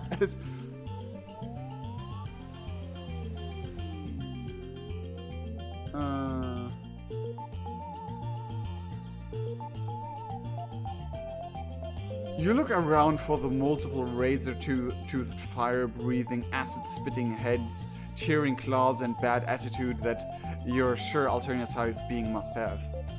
But then you start to remember your Alternian social science. You haven't had any formal Alternian education. You're not even sure our narrative devices, however indispensable, are eligible to sign up for classes.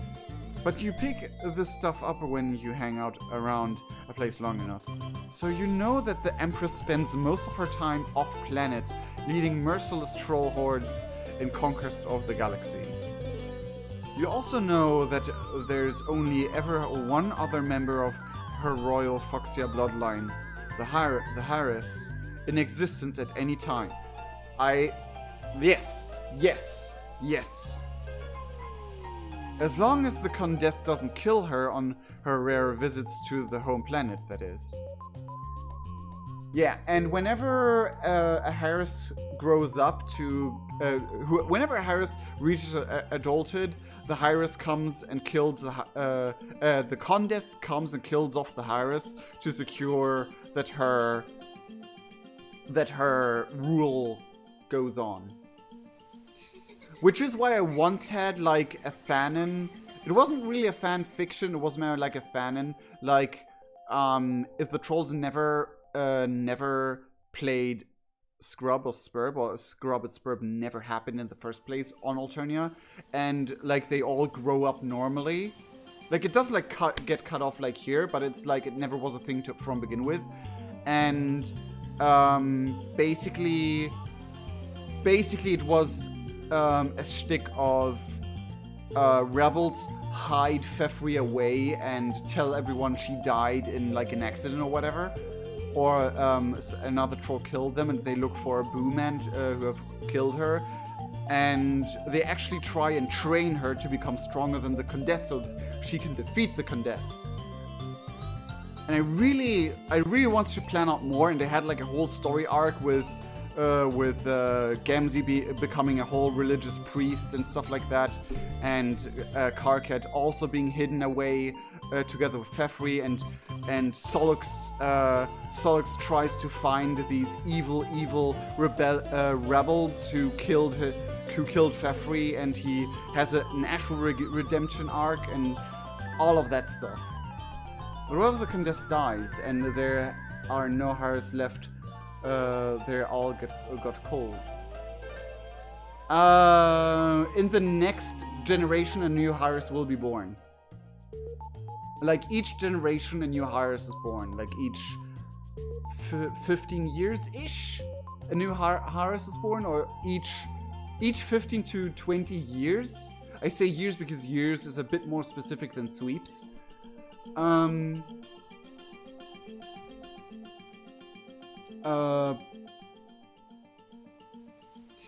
Wait, what?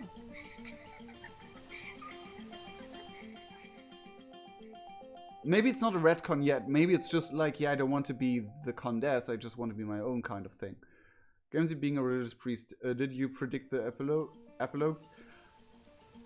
Now that I think about it, oh god, I did. I just realized that.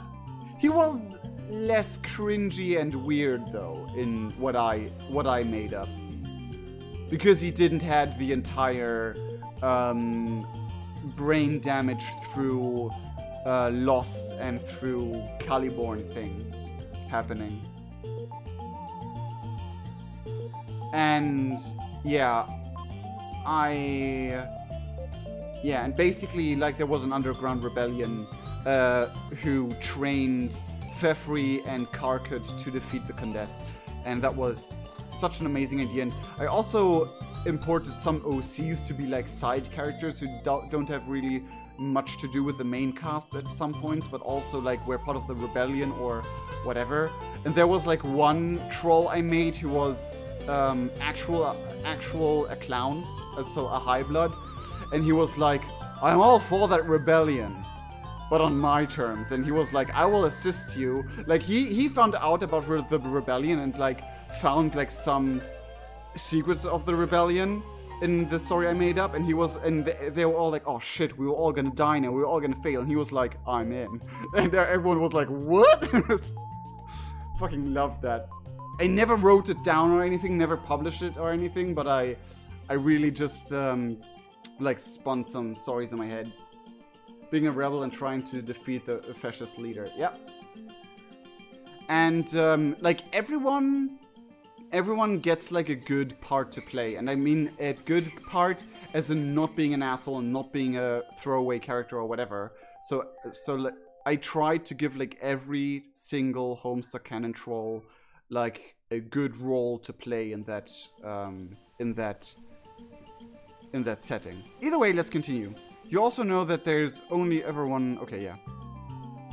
The troll girl glubs sadly, and you realize that being the only fuchsia blood on the planet must be lonely. Not only would you have enough strength to accidentally tear any troll who visited you limb from limb without noticing, But you've heard some sinister things about the High-Risk Lucis. You did? Well, I mean, you read Homestuck, MSPAR reader, so yeah. This sounds pretty neat, thank you. Something about it being the size of a continent, hungry as the void of space, and evil as the hell devils go to if they're bad devils. Something that might discourage casual visits by friends who don't want to double as snacks. But at the same time, you wonder that such a seemingly agreeable and sensitive troll as this girl could preside over such a grindingly horrible planet as Alternia. How can she live with herself? Does she even know what goes on outside her insular little ocean? Well, Gagaglioglob is not necessarily evil, it's just freaking hungry and bitchy about it, basically. I mean, if you only get fed like little tiny snacks, like a whale was like this size compared to the entirety of Gagaglioglob. If you only got like this small snacks a day, I would be starving pretty fast as well. And probably also cranky. So I wouldn't consider Gagaglioglob as necessarily evil. But you put all that aside for now. Here you are, right where you wanted to be when you made your master plan for Alternian reform. You haven't been devoured, dismembered, or decapitated, and the person you want to persuade seems imminently pursuable, not to mention friendable. So you're ahead of the game so far. Time to take full advantage. Also, I kind of noticed maybe she's not, as in she wants to actually go the normal Alternian way that would be normal for Alternia to become a Condess, but she wanted to do it over Scrub and do it like that. Maybe that's the way she wants to be. Need to stand Eridan now. I'm real Eridan. No takebacks. Need to be... Glub needed to be killed. Look, some of her psychic spirit gone wrong. It is the Eldritch monster, and it is a natural grown race of its own kind. No, not really. It's a mutant. Because it's basically deformed back into what should be a Lucis from what Horters usually are.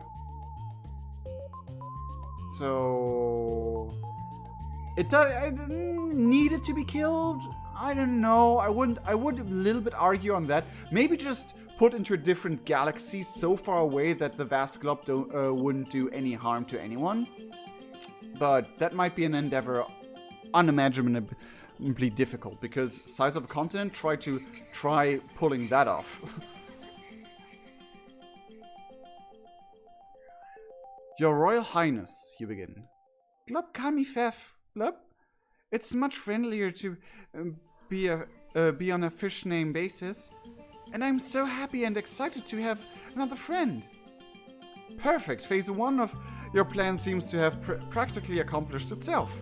But there is no time to waste, as the air in the bubble your new friend created is starting to get stuffy, and you know you're going to have to zap out of here soon. You mention in a casual conversational tone that you've been visiting Alternia for some time now. Glub, do you like it? It's certainly unusual. Heh, that's putting it lightly. I'm sure everyone has been incredibly mean to you. Well, yes, to start off with, at least. The seadwellers think they're so much better... Better? Is that a fish but I'm not aware of? Than everyone else, but they're just a bunch of shellfish, arrogant bassholes. See? Roshtik was what she wanted to reform Alternian and take care of sick trolls instead of murder them. Yes, Gnostic. Yep. Hello, Joey. You want to be floofed on my lap now. If you hear a lot of meowing, that's her. The High Bloods prey on the lowbloods, and no one cares how other people feel, or even if they live or die. Drones fly around killing anybody weak or useless. Oh, well, she seems to know. Maybe she's got plans of her own. Phase 2 of your plan is half in the bag already. You feel dizzy suddenly at how your quest is working out without the least effort on your part, and also from lack of oxygen. Joey, do not break my setup. You're gasping for breath, and darkness is gathering at the edges of your vision. In about a minute, you're going to pass out from oxygen deprivation. She should as well, because she's also in the bubble and she doesn't have water to compensate it. Unless she's just sticking like her face through. Like imagine like she's not actually sitting inside the bubble, but just like poking her face through. What's to be done? Zap yourself the heck out of here and back to Alternia's surface, where you can at least breathe. Stick around and test out the whole you can't die hypothesis. Ow! Ow, I just hurt myself. Obviously. But yeah, which one? Should we zap? Sergeant Matuna? Fish also need oxygen. They just don't breathe air, they breathe water, which also has oxygen in it. Which is why when you have an entirely still, like, I don't know, like an aquarium, and it doesn't like bubble water on it, and you leave it completely still the entire time, it will grow low on oxygen and the fish will eventually die because they suffocate. Fish also need oxygen, which is in water. Zap feels like a bad ending, maybe. Yep. Zap feels like bad ending, so we can go that way. Like, fish do need to breathe as well. They just breathe a different substance and get their oxygen from a different substance. Zap. Okay, we have 2 zaps. At least you say no to that, but it looks like you're choosing zaps. Gnostic Glass and Comatose Gub. Thanks for biology lesson. Sure. You're welcome. I'm always happy to bring new knowledge to people. That sounds kind of pretentious now that I think about it, but you know what I mean. We have 5 zaps, so we're gonna zap. You're fading fast. A black tunnel is closing around you and sounds are getting dim. With your next to last strength, you grab Fef's wrist to zap her back to the surface with you. You're not yet done persuading her to reform Alternia. But then you realize that you don't even know if she can breathe air. You feel it would be wrong to suffocate your new friend on your very first visit, so with your last strength you let go of her wrist and zap yourself back to the surface alone. You materialize superhumanly and superluminally. I don't know what superluminally is supposed to mean, by the way. Back in the forest.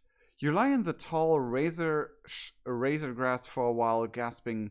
Darkness receding from your eyes, sounds clearing in your ears once you feel sufficiently reoxygenated.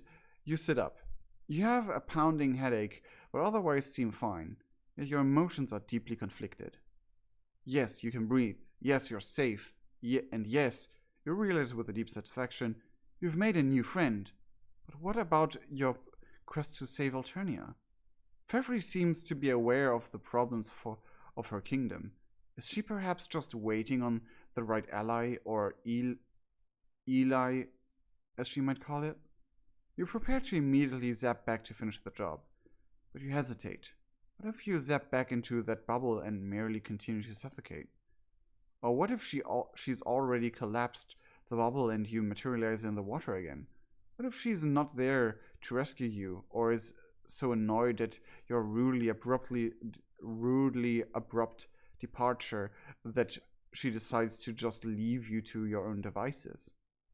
What if her Lucis notices you thrashing in the water and snatches you with its eldritch tentacle for a plaything or horse devoured?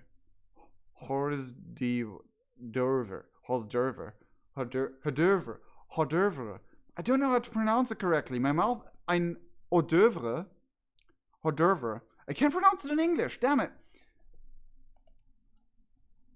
Not that you can drown or suffocate or die of mastication, but can you really not? It felt like you were drowning and suffocating quite efficiently there only a few minutes ago. You hesitate some more. Even if you can't die, the torment of drowning and suffocating felt quite real. How long might such torment go on even if you didn't die? Even though I heard from a lot of people that they think that drowning is actually a pretty pleasant death. Like, it's not painful at all. At least that's what I heard from people who have heard it from other people. So, I don't know. I never suffocated, I never drowned, and I do not plan on trying it out. But yeah, would an eternity of suffocation or drowning be all that pleasant even if you kept on living? What about an eternity of being chewed and passing through a giant loose's digestive system, digestive tract? Yeah, that sounds unpleasant as hell. Horse divorce? Oh dear. You realize that you can't bring yourself to zap back to the Hyris. You curse your weakness, but given that a choice between death and eternal torment, you realize with belated humility that your choice would be neither, even if there is a chance you could save Alternia. You stand up sadly and begin walking back through the forest. Make a friend, but fail at life. Well, you didn't fail at life. Choosing like the survival one is not failing at life. Not at all. You failed at being an epic hero who changed the world, but you didn't fail at life. But fail at life is way shorter. And probably fits in better. Maybe just not a hero.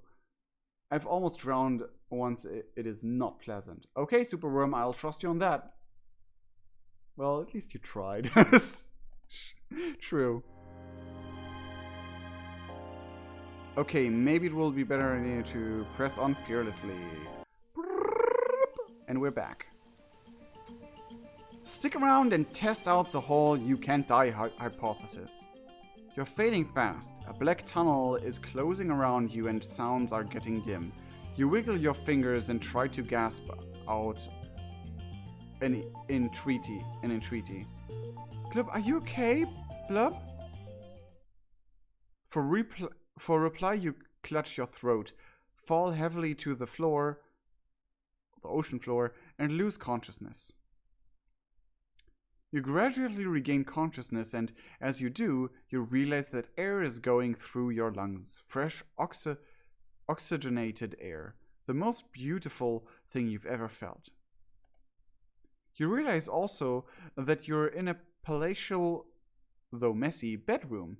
And while you can see underwater realms outside the windows, the room itself is dewatered. I don't remember how Feferi's home in Homestuck looked, so I have like no point of reference for this, but it looks amazing.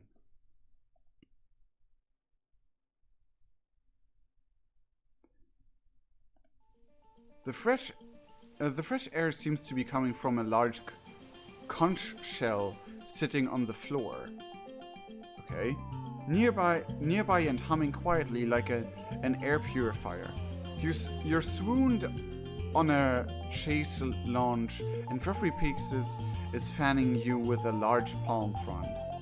Blub, are you alright, Blub? Why didn't you tell me you couldn't breathe? You scared the piscine out of me. You struggle upright and try to smile bravely. You apologize for scaring her, but observe that one of the symptoms of not being able to breathe is not being able to talk. You thank her effusively for saving you. Glub, that's an empress's duty. Instead of encouraging people to be mean and hurt each other, she should do whatever she can to help them. A tear comes to your eye and a lump to your throat when she says that. If she really means it, you have a couple of suggestions. Of course I mean it. I'm glad at how abyssal things have been around here. When I'm Empress, things are going to be different. Pouty face. I love it. She's a little bit more... just a little bit more. I don't want to say roundish, because when I say roundish, it always says what it always sounds like I'm saying someone's fat. But I just mean like round-ish, shape-ish, just like a little bit more, like a little bit more. In the, like it can be muscles or whatever, because she's underwater and swims a lot. So I guess that would make sense. But yeah, I hope there is a hick. Cameo killing her is the only way to save Feferi. Looks very unlikely. You're right. More defined. Hick? Her Imperial Condescension. Cameo killing her. Well, she died already in Homestuck and had a great go off there, but I doubt we will. Yeah, I doubt we will actually kill her, because she's freaking powerful. And John had zappy powers and fought her, and it didn't help him very much. And, more defined? I don't know if more defined, but she looks a little bit more. And I'm not for, like, the chubby Feferi headcanon, because to me, she swims all day long and swims around all day long and stuff like that, and so she would be more muscular, and this is more likely what I think, but also it seems like a little bit much, because if you see swimmers, like professional swimmers, they are slender but muscular. But yeah, now they... No, never mind. Let's continue. You respectfully wonder how long it will be before she becomes Empress. Only a couple of thousand more sweeps. Wait, what? That doesn't make any sense. Oh, cool. What happens to everyone on Alternia in the meantime? Feferi looks momentarily thoughtful. I don't know. I haven't thought that part out. That doesn't make sense, because trolls do age, at least until adulthood, just as fast as others. Because all the, like, as other trolls, they all age like at the same amount until they reach adulthood. Because all the trolls, like all the Homestuck canon trolls, are the same age, but physically and timely. I guess I'm not equal to my big ideas. Unless she means she will actually just wait out until she's powerful enough to defeat the Condess. Which is going weirdly close to my weird fanfiction-ish idea I had. Even it was mentioned that Fuchsia Bloods are ageless once they reach maturity. Yep. Well, not ageless, but basically like vampires. Like they reach, or like elves, they reach maturity and then they basically do not age. Unless high amount of stress has a similar effect on them like it does on humans, that they like visually age a little bit, like get more like the things that happen when you fold your skin. I forgot what they're called. And what if when she's becomes Empress, she feels differently? How does she know her Imperious Condescension didn't feel the same way as Feferi does now when she was her age? We know she did feel different. What if there's something that makes adult Empresses evil, something they can't control? What if Feferi grows up to be socially liberal, but fiscally conservative? What a horrible thought! You have to strike while the iron is hot. Never leave till tomorrow what you can do today. A stitch in time saves 9. Procrastination is the thief of time. The longest journey starts with a single step. It's no use carrying overspilled milk. You hope Feferi has been convinced because you're running out of cliches. I agree. That's a lot of cliches. Glub. The Harris still looks uncertain. Everything you say is plumb and true, but rebelling against the Empress, it would be so dangerous, and I'm not sure it would be right. Yeah, but you're not rebelling. Like, in just a couple of sweeps, just a mere couple of sweeps, you're out of age and have to face her either way. It might cause Globulub to make the vast glub. That would destroy everyone, you know. That is a good reason, though. Oh, glub. You mean gulp. You didn't realize that. You're not sure what the vast glub is, but it sounds bad. Oh, it is. Before we do animate thing, we need Murray guidance and advice. As Hyris, I have a special metaphysical periscope, you know.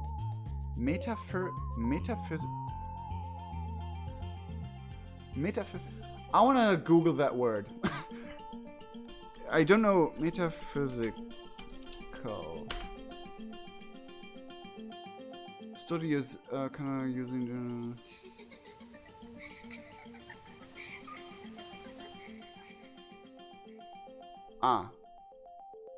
okay, then it is kind of what I thought it would be. It would be. It's a real world. Feferi is such a wimp. I wouldn't say she's a wimp. It's just like I don't want to accidentally kill everyone I know. That's not being a wimp. I mean, it was mentioned that fuchsia bloods are blood color determines lifespan. Yep, blood color determines lifespan.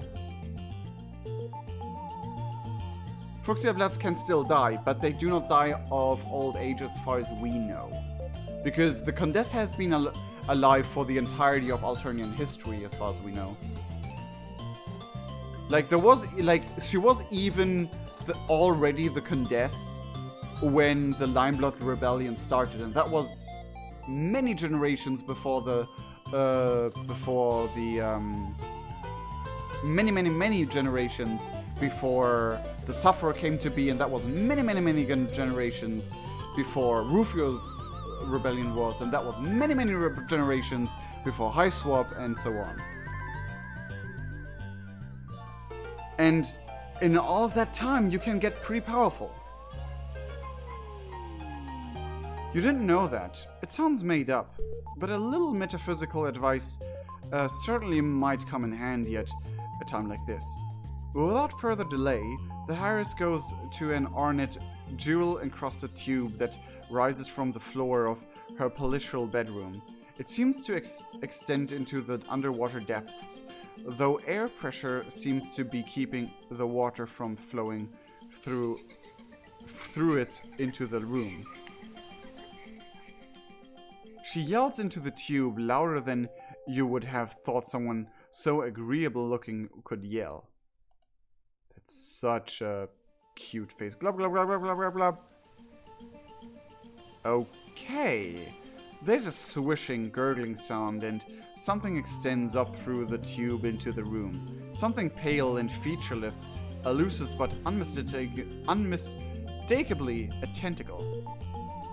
A tentacle with a bulbous eye on the end of it. You dive behind a luxurious sofa. You're rather that the Hyris Lucis didn't see how plump and tasty you look. But almost immediately the eye settles itself on top of the tube and hardens into something that looks like a very large crystal ball. What? Yeah, that wasn't the eye though. There was no eye there before.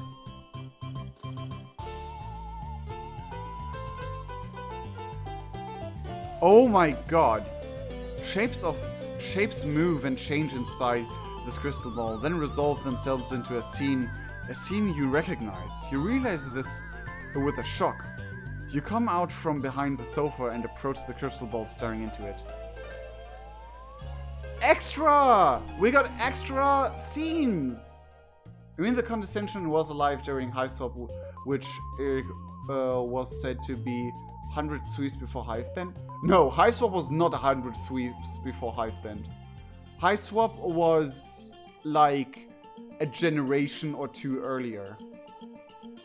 Like, High Swap Friendsum plays during, I think, one entire generation earlier, as far as we know.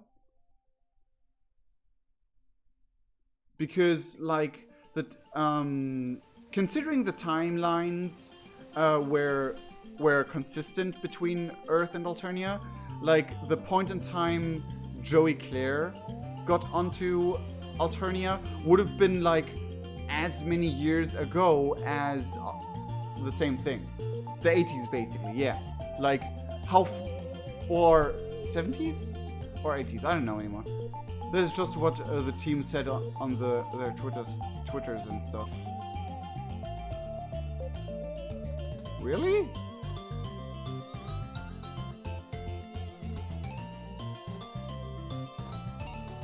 Really? That is extremely weird because that will mess up all kinds of timelines. Could be a troll or a mess up. But because multiple hundreds of years ago? Like, by then the freaking abandoned mall would have been gone. But High Swap takes place in the 90s. Wasn't it in the 80s? I mean, the portal went between universes. Why could it also be also do time travel? Gnostic Gallus, that is kind of true. It could also had a time travel-ish, or like not really time travel, but basically not the same time period ago than like that. But from everything I've read about Hive Swap,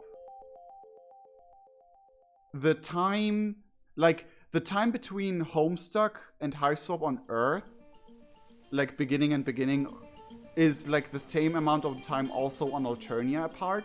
That is all I gathered so far. No, it was the 90s. The calendar in Joey's room says 1949. Oh yeah, I messed up my thing of time. Like, Hive Swap plays like about 20 years before Homestuck. About-ish 20 years. Or 15 years, actually. 15 years. Shapes move and change inside this crystal ball, then resolve themselves. Oh, I already read that. In its depths, a dark place appears, and in the dark place, a carnival carousel rotates. Wooden horses going up and down, and above them, naked plastic mannequin. It's Clown Valhalla! From Caraco's roots.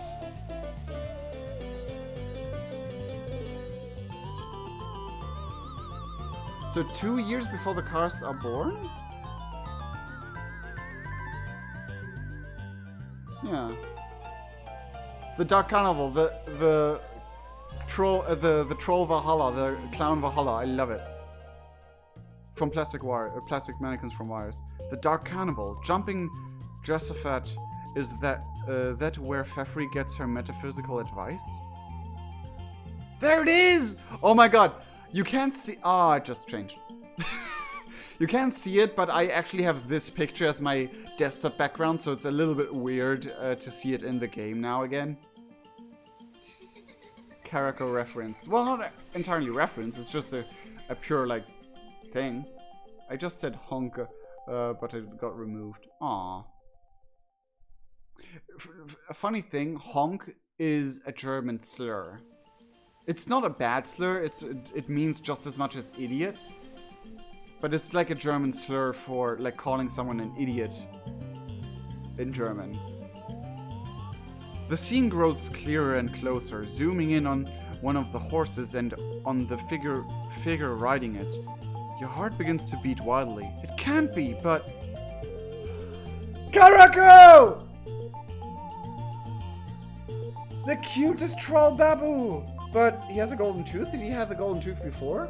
I don't remember. But yes! It's Karako! Hunk! Oh, little baby boy! I love him! Suddenly, you're dancing around the room with joy. You grab Feferi and whirl her with you as you dance. At first, she gasps in surprise, but when she gets into the spirit, grins and begins to whirl too. Her strength is such that she spins you like a fan blade, your blood all going to your legs, and when she lets you go, you hit the wall like a bullet and ooze down to the floor. But as you recover consciousness, your joy is barely containable. You never thought to see that sweet, sweet fellow again, but now here he is, and evidently he's come up in the world because he's communicating exclusively with a royal fuchsia blood princess. You're so proud your heart feels about to explode. Oh my god, I just realized something. If he is on the Dark Carnival, that might mean that he dies in Hive Swap. For real. Because he's basically the same age.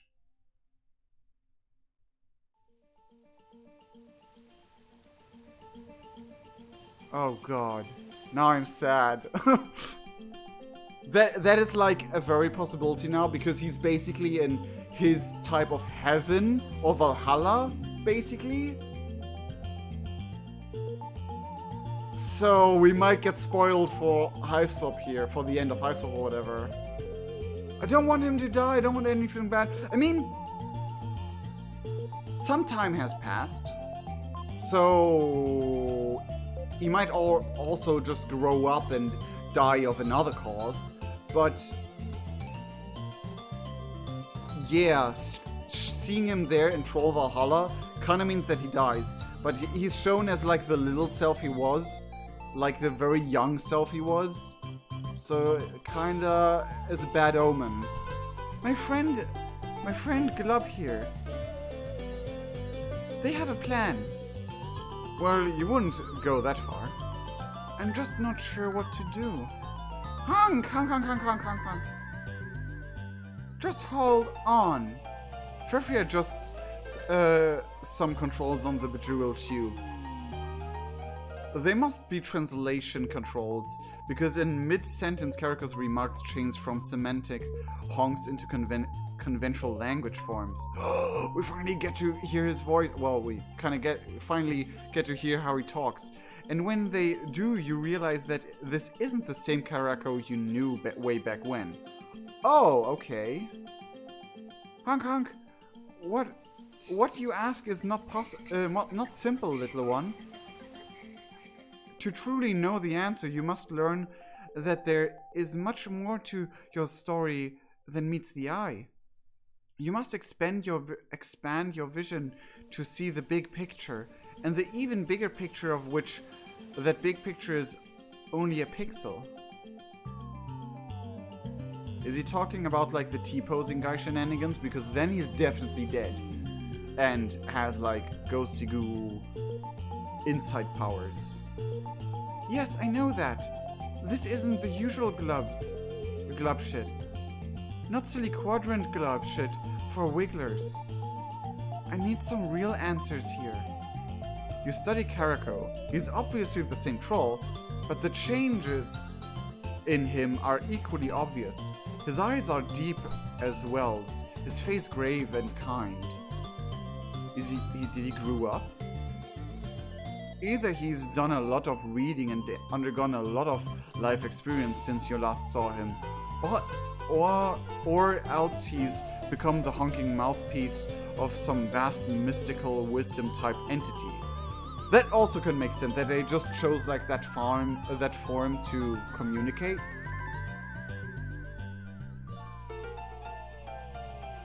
which offers metaphysical advice to princesses. Perhaps whatever person or process sustains the Dark Cannibal. Well, the person who sustains the Dark Cannibal, as far as we know, was Caliborn. Because, well, he kind of like was the reason for the whole troll, for the whole Dark Cannibal religion at the least. Because the vast honk, it was made by... so, hopefully not. It seems too nice to be him, though. But how did Karako get that job? You wave madly at Karako as he and the Harris talk, but either he doesn't see you, or he no longer knows you. Or he thinks imparting serious metaphysical advice to solemn an occasion for waving like a maniac. Either way, he ignores you and keeps talking. Does a troll who paddles on oar vessel down a rushing river control her own fate, or does the river control her? Oh yeah, the answer is of course both. The river has its force, but within that the troll can move her boat where she will.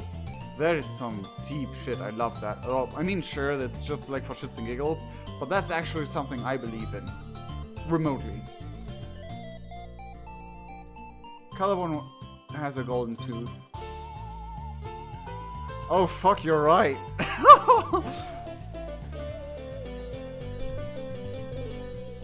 You are the Hyris, and thus the fate that sweeps you along is vast and swift and powerful, but also your arms are strong and your oar vessel stout. Do not despair of your own strength. Yet there is more.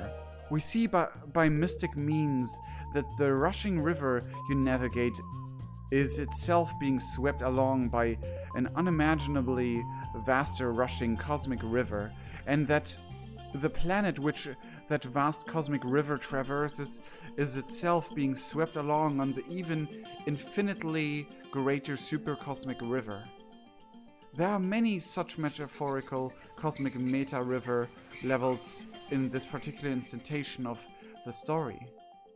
Thus, even if you row with utmost power to change your course on the river, you're navigating the river you can see. The other meta rivers continue to sweep on as before, without regard for any tiny adjustments you may make down at your level. Yet do not despair. You may yet, through a long and deep meditation, transcend the bounds of the small world, rising higher and higher, so that you are able to see and comprehend and transcend those vast and meta-vast cosmic river levels one by one. And what you can see, you can learn how to navigate using meta-vessels and meta-oars fashioned from meta-cosmic star stuff. The word meta is used a lot here, so I guess this is not about Feferi and her fate, it's more about us and our story. Yet also remain humble. Above the creator of this world is yet another creator, and above him yet another creator, greater even than him, and above her yet another creator. Wait, what? You give like specific pronouns to them now. If you just said him, it could be, or him, it could be unspecific still, because the creator, I guess, but why are you giving, like...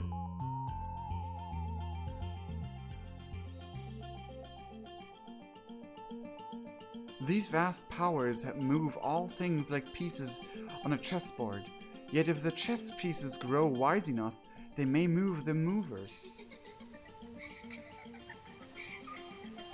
The powers that move in these universes upon universes are unimaginably large, and as yet you are unimaginably small, yet none the less for that you in your smallness and your small world are indispensable, like a key piece at the bottom of an infinitely tall Jenga tower. Knowing these things, Do you wish to undertake the great work of awakening and enlightenment that will bear you into the full light of reality? It is a work of millions of mantras, thousands of sweeps, and hundreds of lives. Or knowing these things, do you instead choose to ply your vessel in the waters of your own world, remaining the person life has made you? That sounds a lot like going beyond like the authors and like being like that sounds a lot like meta thing going on, as in like we're talking about the actual authors of the stories and stuff like that. Lord English and maybe his mother. No, I think it's more of a meta sense. Like Lord English is the first he, then the second he is another person, then comes a her, and then comes Hussy, and then comes something greater because there's a god of this world, and yeah, all of that shabbernock. Remaining a key yet unknowing piece in the towering stack of universes influencing your own destiny on your corporal river, swept to destinations beyond your understanding and fulfillment of the larger story. Yeah, and I don't really like that take on it, because it kind of like degrades the entirety of the Homestuck universe as in like a sub-universe of a sub-universe. And I don't like that. I always like to see like Homestuck and all other universes of fandoms and whatever as like alternate universe to, alternative to our own, because there are alternatively many universes out there, and the chances are like, and with a million chances anything is possible. So there may be another universe in the multiverse theory where Homestuck is actually real or reality or whatever. I mean, even our universe as itself has like billions of galaxies, and every galaxy has billions of stars and billions of planets. So who knows? Maybe there's an alien race that is in some way, shape or form a bit of similar to how we know trolls. Either choice is noble, little one. Your only duty and burden is to choose the one that seems best to you. Feferi turns to you. It's clear that both curses described by the wise one speaking through Karako hold attraction for her, and that she's on the razor's edge between them. The merest word from you will be enough to lead her in one direction or the other. Which way do you choose to lead her? Influence the Hyrus to choose the path of meditation and transcendence, or to choose the path of worldly action and accomplishment? I guess meditation and transcendence is either doing nothing for Alternia, and the action of accomplishment is actually making Alternia better, but meditation and transcendence is understanding we're all just like figurines of writers who do whatever they want to us, or who let fans decide whatever they do want to do to us, and whatever they choose personally is basically meaningless. So yeah, which one should we choose? Meditation and transcendence, or action and accomplishment? I mean, in the real world, both are good choices, but in this world, it has like a meta sense connected to it. It is either doing as she can do right now, or to understand the height she could do. Not entirely, because again, meditation and transcendence implies that she like takes even like risk her lifespans, multiple lifespans, in order to understand, and then understand basically, oh yeah, I am just a pawn in a story, but I can ask fans to choose for me which way we should go in fanfictions.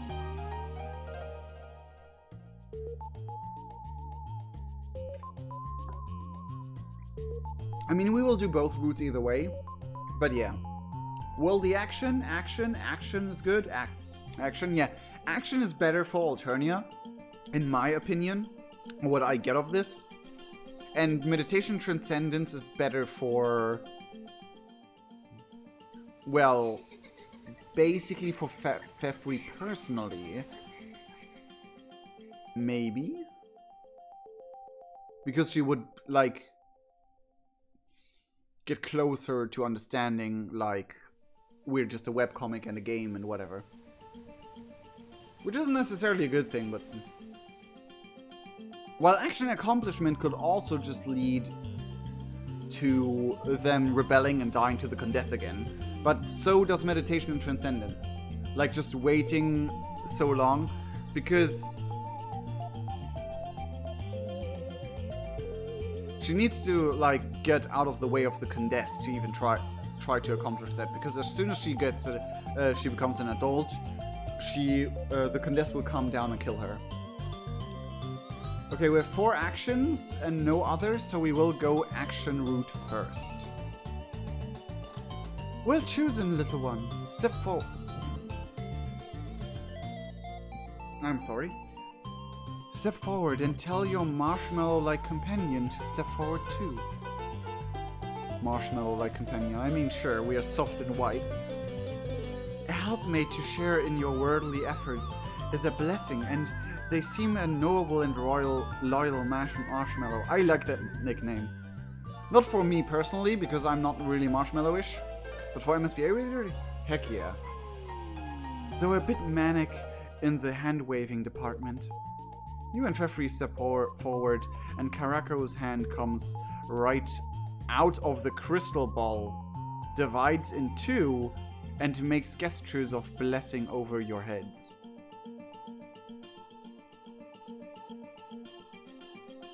Pardon, what? So that seems more like a meta than an in-universe thing. At least in these sprites, she is. But it stands to reason that she always was, because he's freaking adorable small bean. So yeah, this seems more like a meta thing than an in-universe thing. You immediately feel strength and courage coursing through you, and as the loosest tentacle turns back into an eye and withdraws from the tube, you turn to look into Feferi's sparkling eyes, and you see that she is feeling the same intrepid energy. Yay! I think a good portion of that was glub shit, but still. Well, he has an really good point somewhere in there. We can't just be canoes, we have to be fish. Even if at the end of the day we are just little minnows, we'll be whales to someone. You start to grab her for a dance, but recalling your previous experience, quickly turn the gesture into an offered high five, which she slaps, breaking several bones in your hand. Ouch. What shall we do? You ask her. What's your plan? You feel the ability to accomplish any plan fairly overflowing from you. You'll have to introduce her to Terezi and Vriska to start off with, at least. Yes! Glub, but first I need time to think. I'm so excited. I'm sure the purpose of your visit was to reveal the whale of the destiny that awaits us. But we need to consider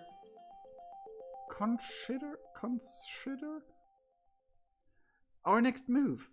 Will you come back and visit me again soon after some tides have passed? Then we can compare notes. Yay! Glub, glub, glub, glub, glub. This is going to be fun. Oh, wow. This is a fast ending after the choice. Noble worldly partnership victory. Interesting. Interesting. Either both ends are a victory, or... Oh, wait, did we... Oh, yeah, we had a second fail in Eridan's route. Either this is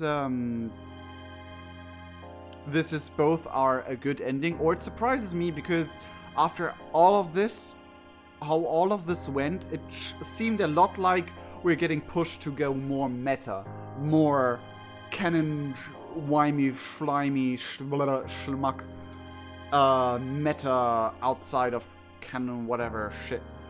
I do not like it personally, but that felt like where it was going. That was actually the good ending. I was surprised, but if that is the good ending, I'm surprised. If both are the good endings, I'm not surprised, but it's fine. Okay, now we get back to... Oh, we got more choices in this one, I just realized. Even though the first choice was a fail, was a fake one. Stick around and test your hypothesis of dying.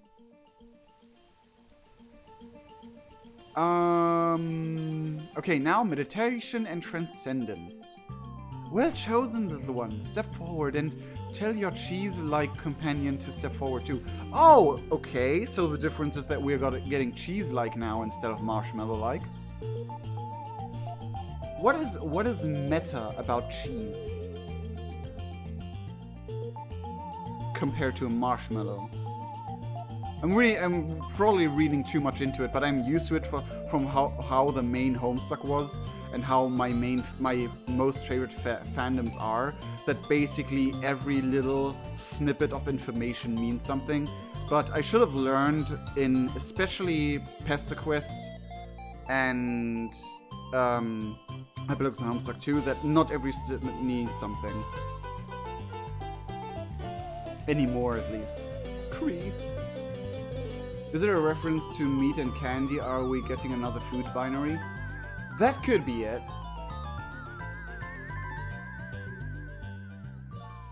A friend to share your transcendental journey is a blessing, and they seem a noble and loyal cheese, though perhaps a bit overexcitable.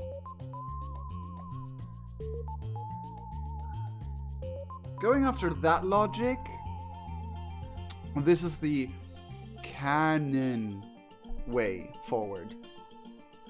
You and Feferi step forward and Karako's hand comes right out of the crystal ball, divides in two, and taps each of you on the forehead. Oh, this time we get a tap. At the tap, you feel a powerful fire curse up your spine and through your chakras, and the roaring flames obliterate all the world. Wait, what? So we get physical, like, raw power for meditation, but mental power for action. That's interesting. When the flames subside, a resonant silence reigns. You and Feferi are seated in full lotus position and either side of a fresh air conch, cozy in a bubble floating deep through the vast ocean of Alternia, where you can never be found by anyone until you emerge fully enlightened and with the power of gods many yugas hence.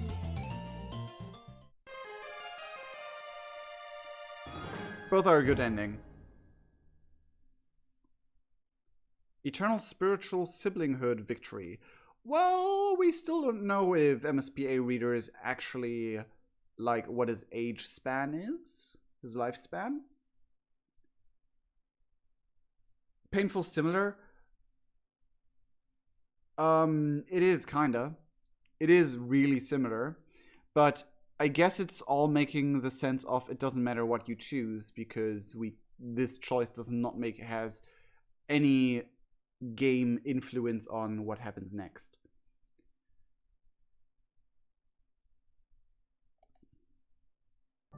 So, okay, I just want to fastly look.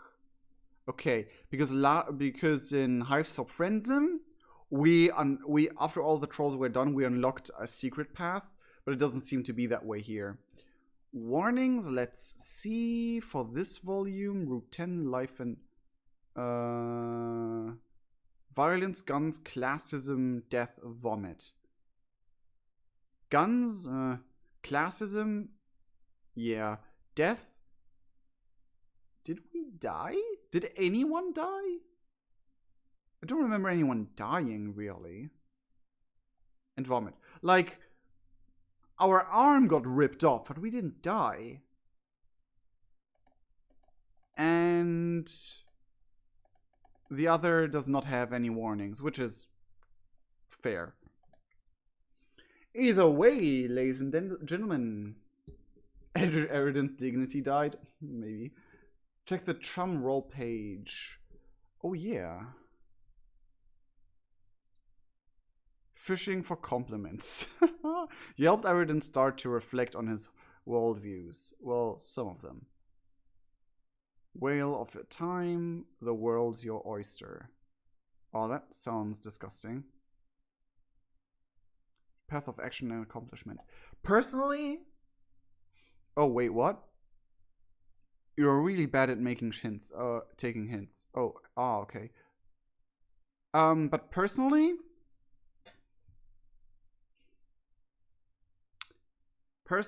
I feel like a Whale of Time, like the route with action accomplishment, would make for a way better story, because here, well, we just keep meditating and that's it. So I think this, the Whale of Time, even though it was the marshmallow, so basically candy, I think that is the more canon route, because it would make for a way better story and way better things, even though it would mess up canon entirely, which no one cares about anymore on the What Pumpkin Studios.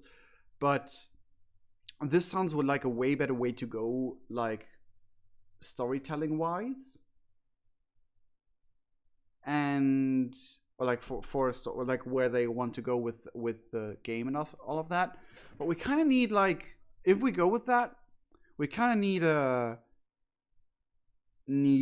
like a conclusion to how Alternia becomes a better place. Because I kind of think that action and accomplishment kind of leads into the rebellion, but this is like not. And it really feels like they want to head into an actual rebellion with all of that in the story, or like some sort of something like that. It would be a bigger story. They could make an entire new game out of that, which, on retrospect, thinking about it, I don't think I would. Maybe not, like, seeing how they like changed stuff in PESTERQUEST, I wouldn't really like. It is an entirely different universe then, or like, and so it wouldn't be as bad as Homestuck 2 and the epilogues to me, but yeah. But they could do a whole new story, and I would be excited for that type of story, where while the world's your oyster, the meditation and transcendence route, if that is the actual way they're going, like the whole rebelling part with what we have gone through in the previous ones, would just disintegrate and disappear and be not relevant, while we go on to Dirk, Jane, Jake, and Roxy and do their stuff, and then it's just whatever at the end. We never got lunch? Yeah, that's true. For the last 4 volumes, it will be one character a piece. Yep, I think so too. It will be Jane, since they announced who is writing her already. Okay. I hope it's not the same person that made her into well, Hitler. New Earth Hitler.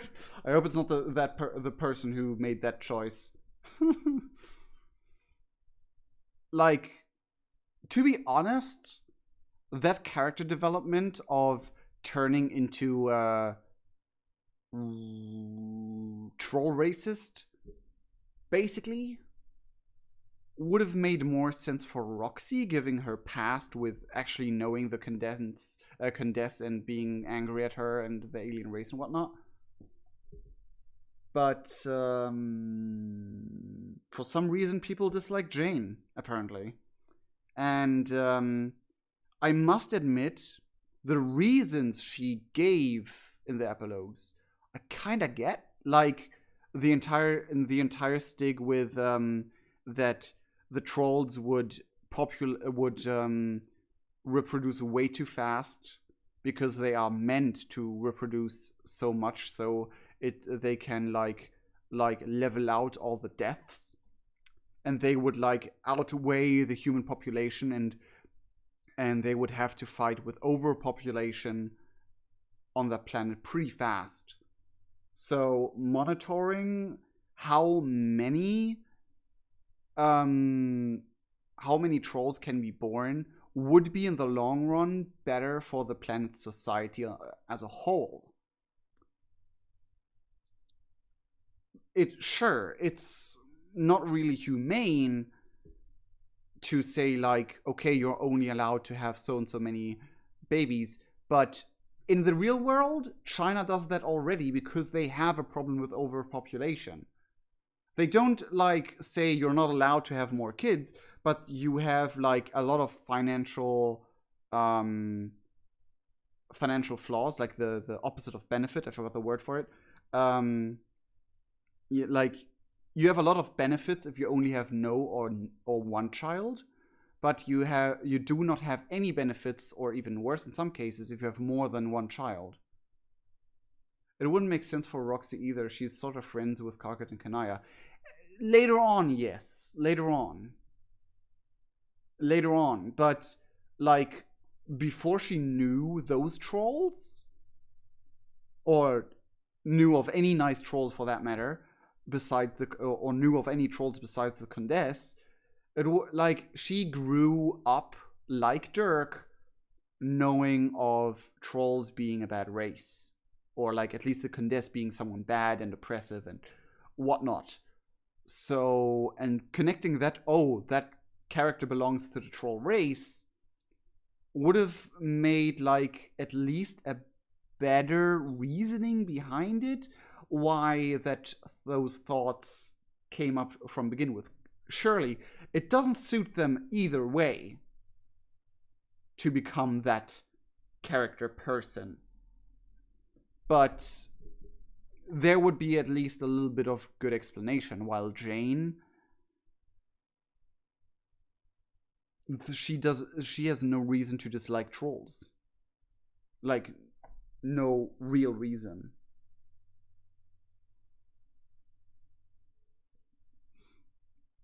Like no big given reason like Roxy had, for example.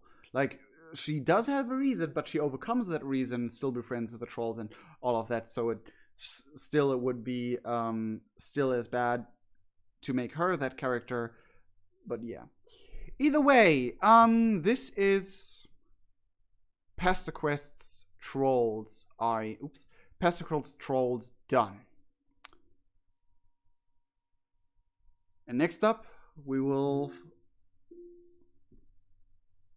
My Alexa reacted. Stop it! Shush. But yeah, it would... Yeah. Next up are the Alpha kids? The first ones were the beta kids, the second one were the alpha kids. I always mix it up because alpha and beta is actually the other way around, but whatever. Yeah. Alpha kids are next. And I'm a little bit scared because apart from maybe Jake, all of them had really changes I do not agree with done to them in the epilogues and Homestuck, and maybe even Homestuck 2. I mean Roxy becoming trans is like the least of my problems there, because for me it didn't suit her personally, but I accept it. But personally, to me, it didn't suit her as a character because she has an extremely feminine and proud of the feminine way of being. So I don't really get the entire shtick with her suddenly becoming trans. While she even grew up in a society. She didn't grow up in any society, so she being forced into a gender role is basically not a possibility at all. But yeah, I'm looking forward, but I'm also scared. And like Dirk becoming a bad guy, Jane becoming a bad guy, Dirk becoming a really weird meta bad guy even. I hope to God they don't bring good up the epilogues that bring up was a failed attempt at trans representation. Basically every trans person in Homestuck now, except for Length. Still, I can't wrap my head around that Length is female to male, because in my mind it was actually the beginning of the other side around. But sure, whatever. Length I accept for, even though I still think that being trans has nothing to do in troll culture, because like the whole assigned to birth gender doesn't even make sense in their culture.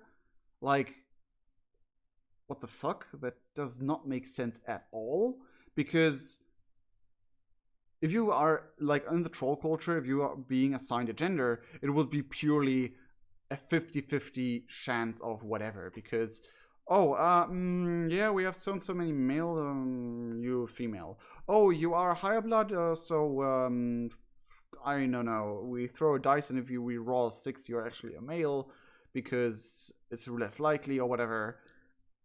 I don't know, it's just a weird concept. An unfitting concept as well. Dirk may be the stereotypical killy bad guy they did have an until Dirk reference in the Cider since Volume 1. Dirk may be the stereotypical bad guy they did have until Dirk reference in the Cider since what I do not understand what you're trying to say there. I'm sorry. It was not good rap, but it was rap.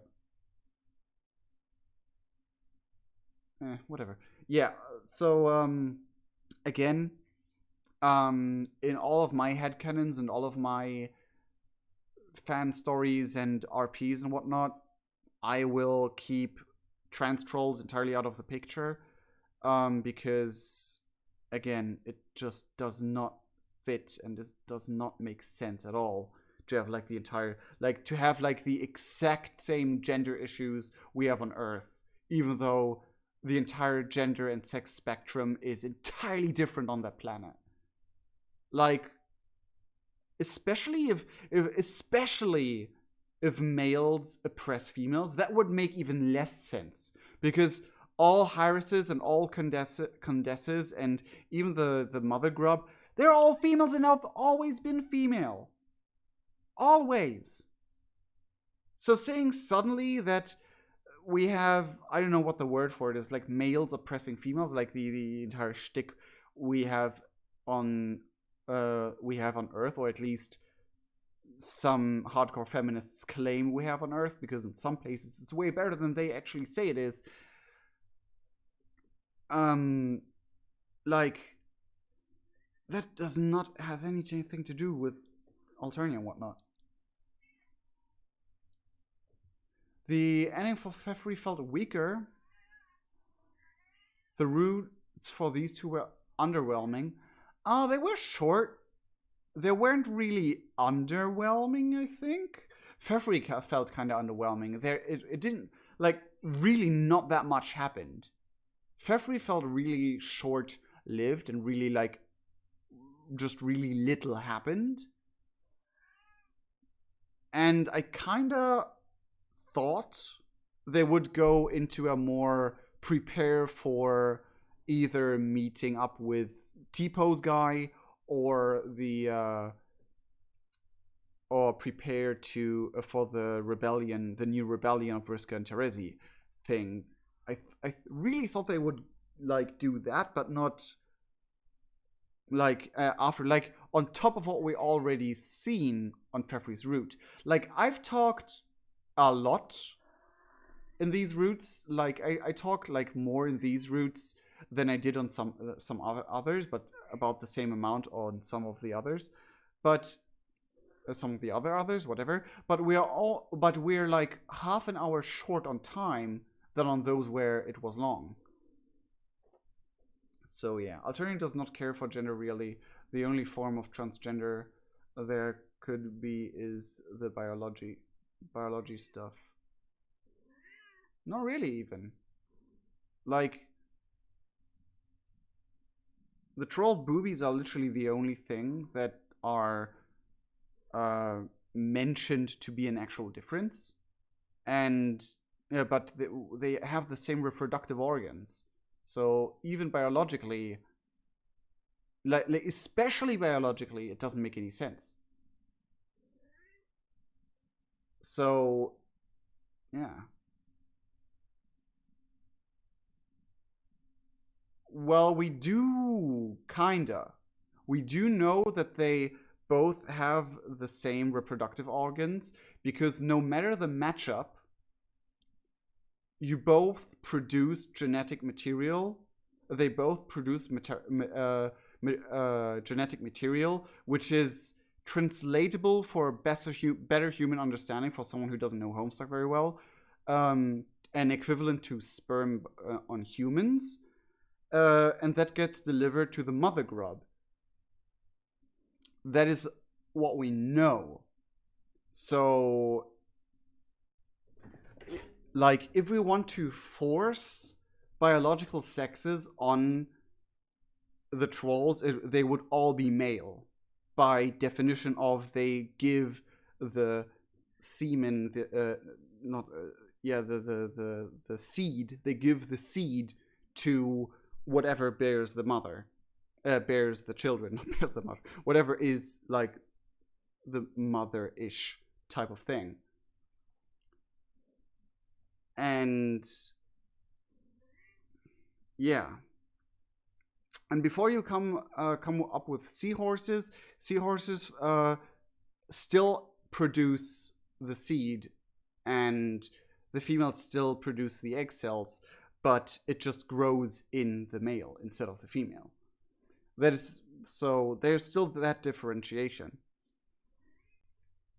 So, I mean, sure, we do not know exactly how they look like. There's a big fanon that is hinted to be possibly canon with the tentabulges, but that's it. Like something they would be anything at all. The only non-biology thing that could be issued on the stuff with the Empress and the Jade Bloods all being given female. Yeah, like, yeah, that is like, but that seems to be a gender thing, basically gender identity thing, because it's not the sex, it's not the biological composition of the people. It's yeah. I mean, what I do accept and get if one troll is like, for the first couple of sweeps was entirely female and developed female and was like, I want to be female, and then they changed their mind and wanted to become male. That trends I can understand, but yeah, there's no like biological hindrance on changing your gender. Like I mean, that one troll, Sarava, I think it was, is non-binary and neutral, and seems like there was never an issue with that. And I know it's an Hive troll, not a cannon troll, but whatever. And yeah, my nose is extremely itchy right now. I don't know why. But yeah, but all being female on those cases, that seems to be like, culture genetic, culture and genetic, because it is kind of like I would guess that genetics have an effect of if you develop as identifying as female or male in some way, shape, or form. Like when you have like a specific genetic combination, that you are more likely to be trans than not, or identify something else or not. At least on trolls. Humans, debatable, but at least on trolls it seems like that. Well, we're talking about gender. This is Homestuck, not gender class. They made it into gender class today. Alright, this went in a weird direction. Thanks to Eridan. To be entirely sure. Honest. But either way, well, thanks to the writers, to be sure. But yeah. Just keep the entire topic of gender problems and sex problems out of Homestuck, please. I want to enjoy the story without it being forced upon me to be all about it. Yeah, cis people mad that trans souls are kind of now. No, it has nothing to do with being cis or being trans. It has something to do with logic and not logic in that universe. I still need to go back to check out Eridan. I don't know what you're talking about. Okay, then go back and check Eridan. The stream is done now, so you can zoom back in time. So that's surprising that Feferi had more viewers than Eridan, to me. Because from my experience, Eridan has way more die-hard fans than Feferi. That is weird. I mean, I'm glad because Feferi deserves it. Personally, Feferi is not one of my top favorite trolls, but I still like her. But either way, Eridan and Feferi had the same viewership. Not entirely. At least not on my counter. But either way, yeah. I hope you enjoyed the stream. We got some gender stuff forced upon us by Eridan. I mean, I'm like, don't get me wrong. I'm more than fine that he is secretly a cross-dresser, which is basically the term for what he did there, or like what March Eridan is and everything. I mean, unless he's actually a drag queen.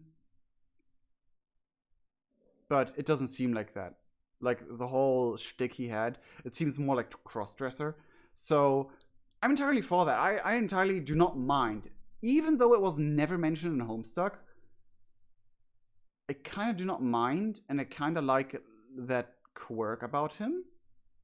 Because before he was just a douchebag, and now he has like a little extra to him that makes him not necessarily relatable, because I can't relate to that being a cross-dresser and all, but I know. It's just like something I appreciate for some reason. But making it all about blah blah gender problems was a bit much. Not much Eridan canon. Please, please don't do it. Maybe not much, but at least the dresses were fancy. It was just a reference to a Homestuck calendar that had him in a drag, which became a big fanon thing. A drag became a big fanon thing? I just remember March Eridan. Or, well, March could be also drag. But yeah, drag, cross-dress, and trans are three completely different things, just so you know. Sometimes they are similar, sometimes they are overlapping, but they're not the same. Yeah. Is there anything else to say except for Joey? Everyone say hi to Joey. She wants all the recognition. But yeah, personally, I do not mind that he had like a secret behind, like, in-closet thing going on. That was something I did not mind that much. But it was never mentioned in canon, in Homestuck, It wasn't even hinted at in Homestuck, so it's a kind of but it's a I do not mind. There were other I mind way more because they disobeyed logic. But either way, this is all for now. I'm looking forward, but I'm also a little scared for the next 4 chapters. But besides that, the music really great as always. The only thing that has been consistently good throughout the entirety of Homestuck, Hiveswap, and PESTERQUEST and Hiveswap Friendsim is the music. Some of them some of them are less my taste, and some of them are more my taste. But James Roach and whoever else worked on the music, it actually credits. Who actually did the music on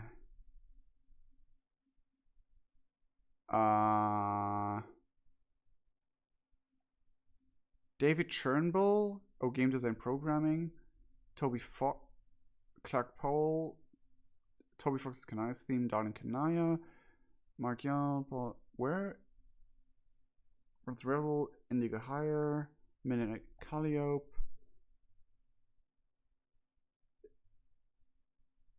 Dave's ending theme, Lofi anime beats to question your sexuality too. Oh, okay. Jade's theme,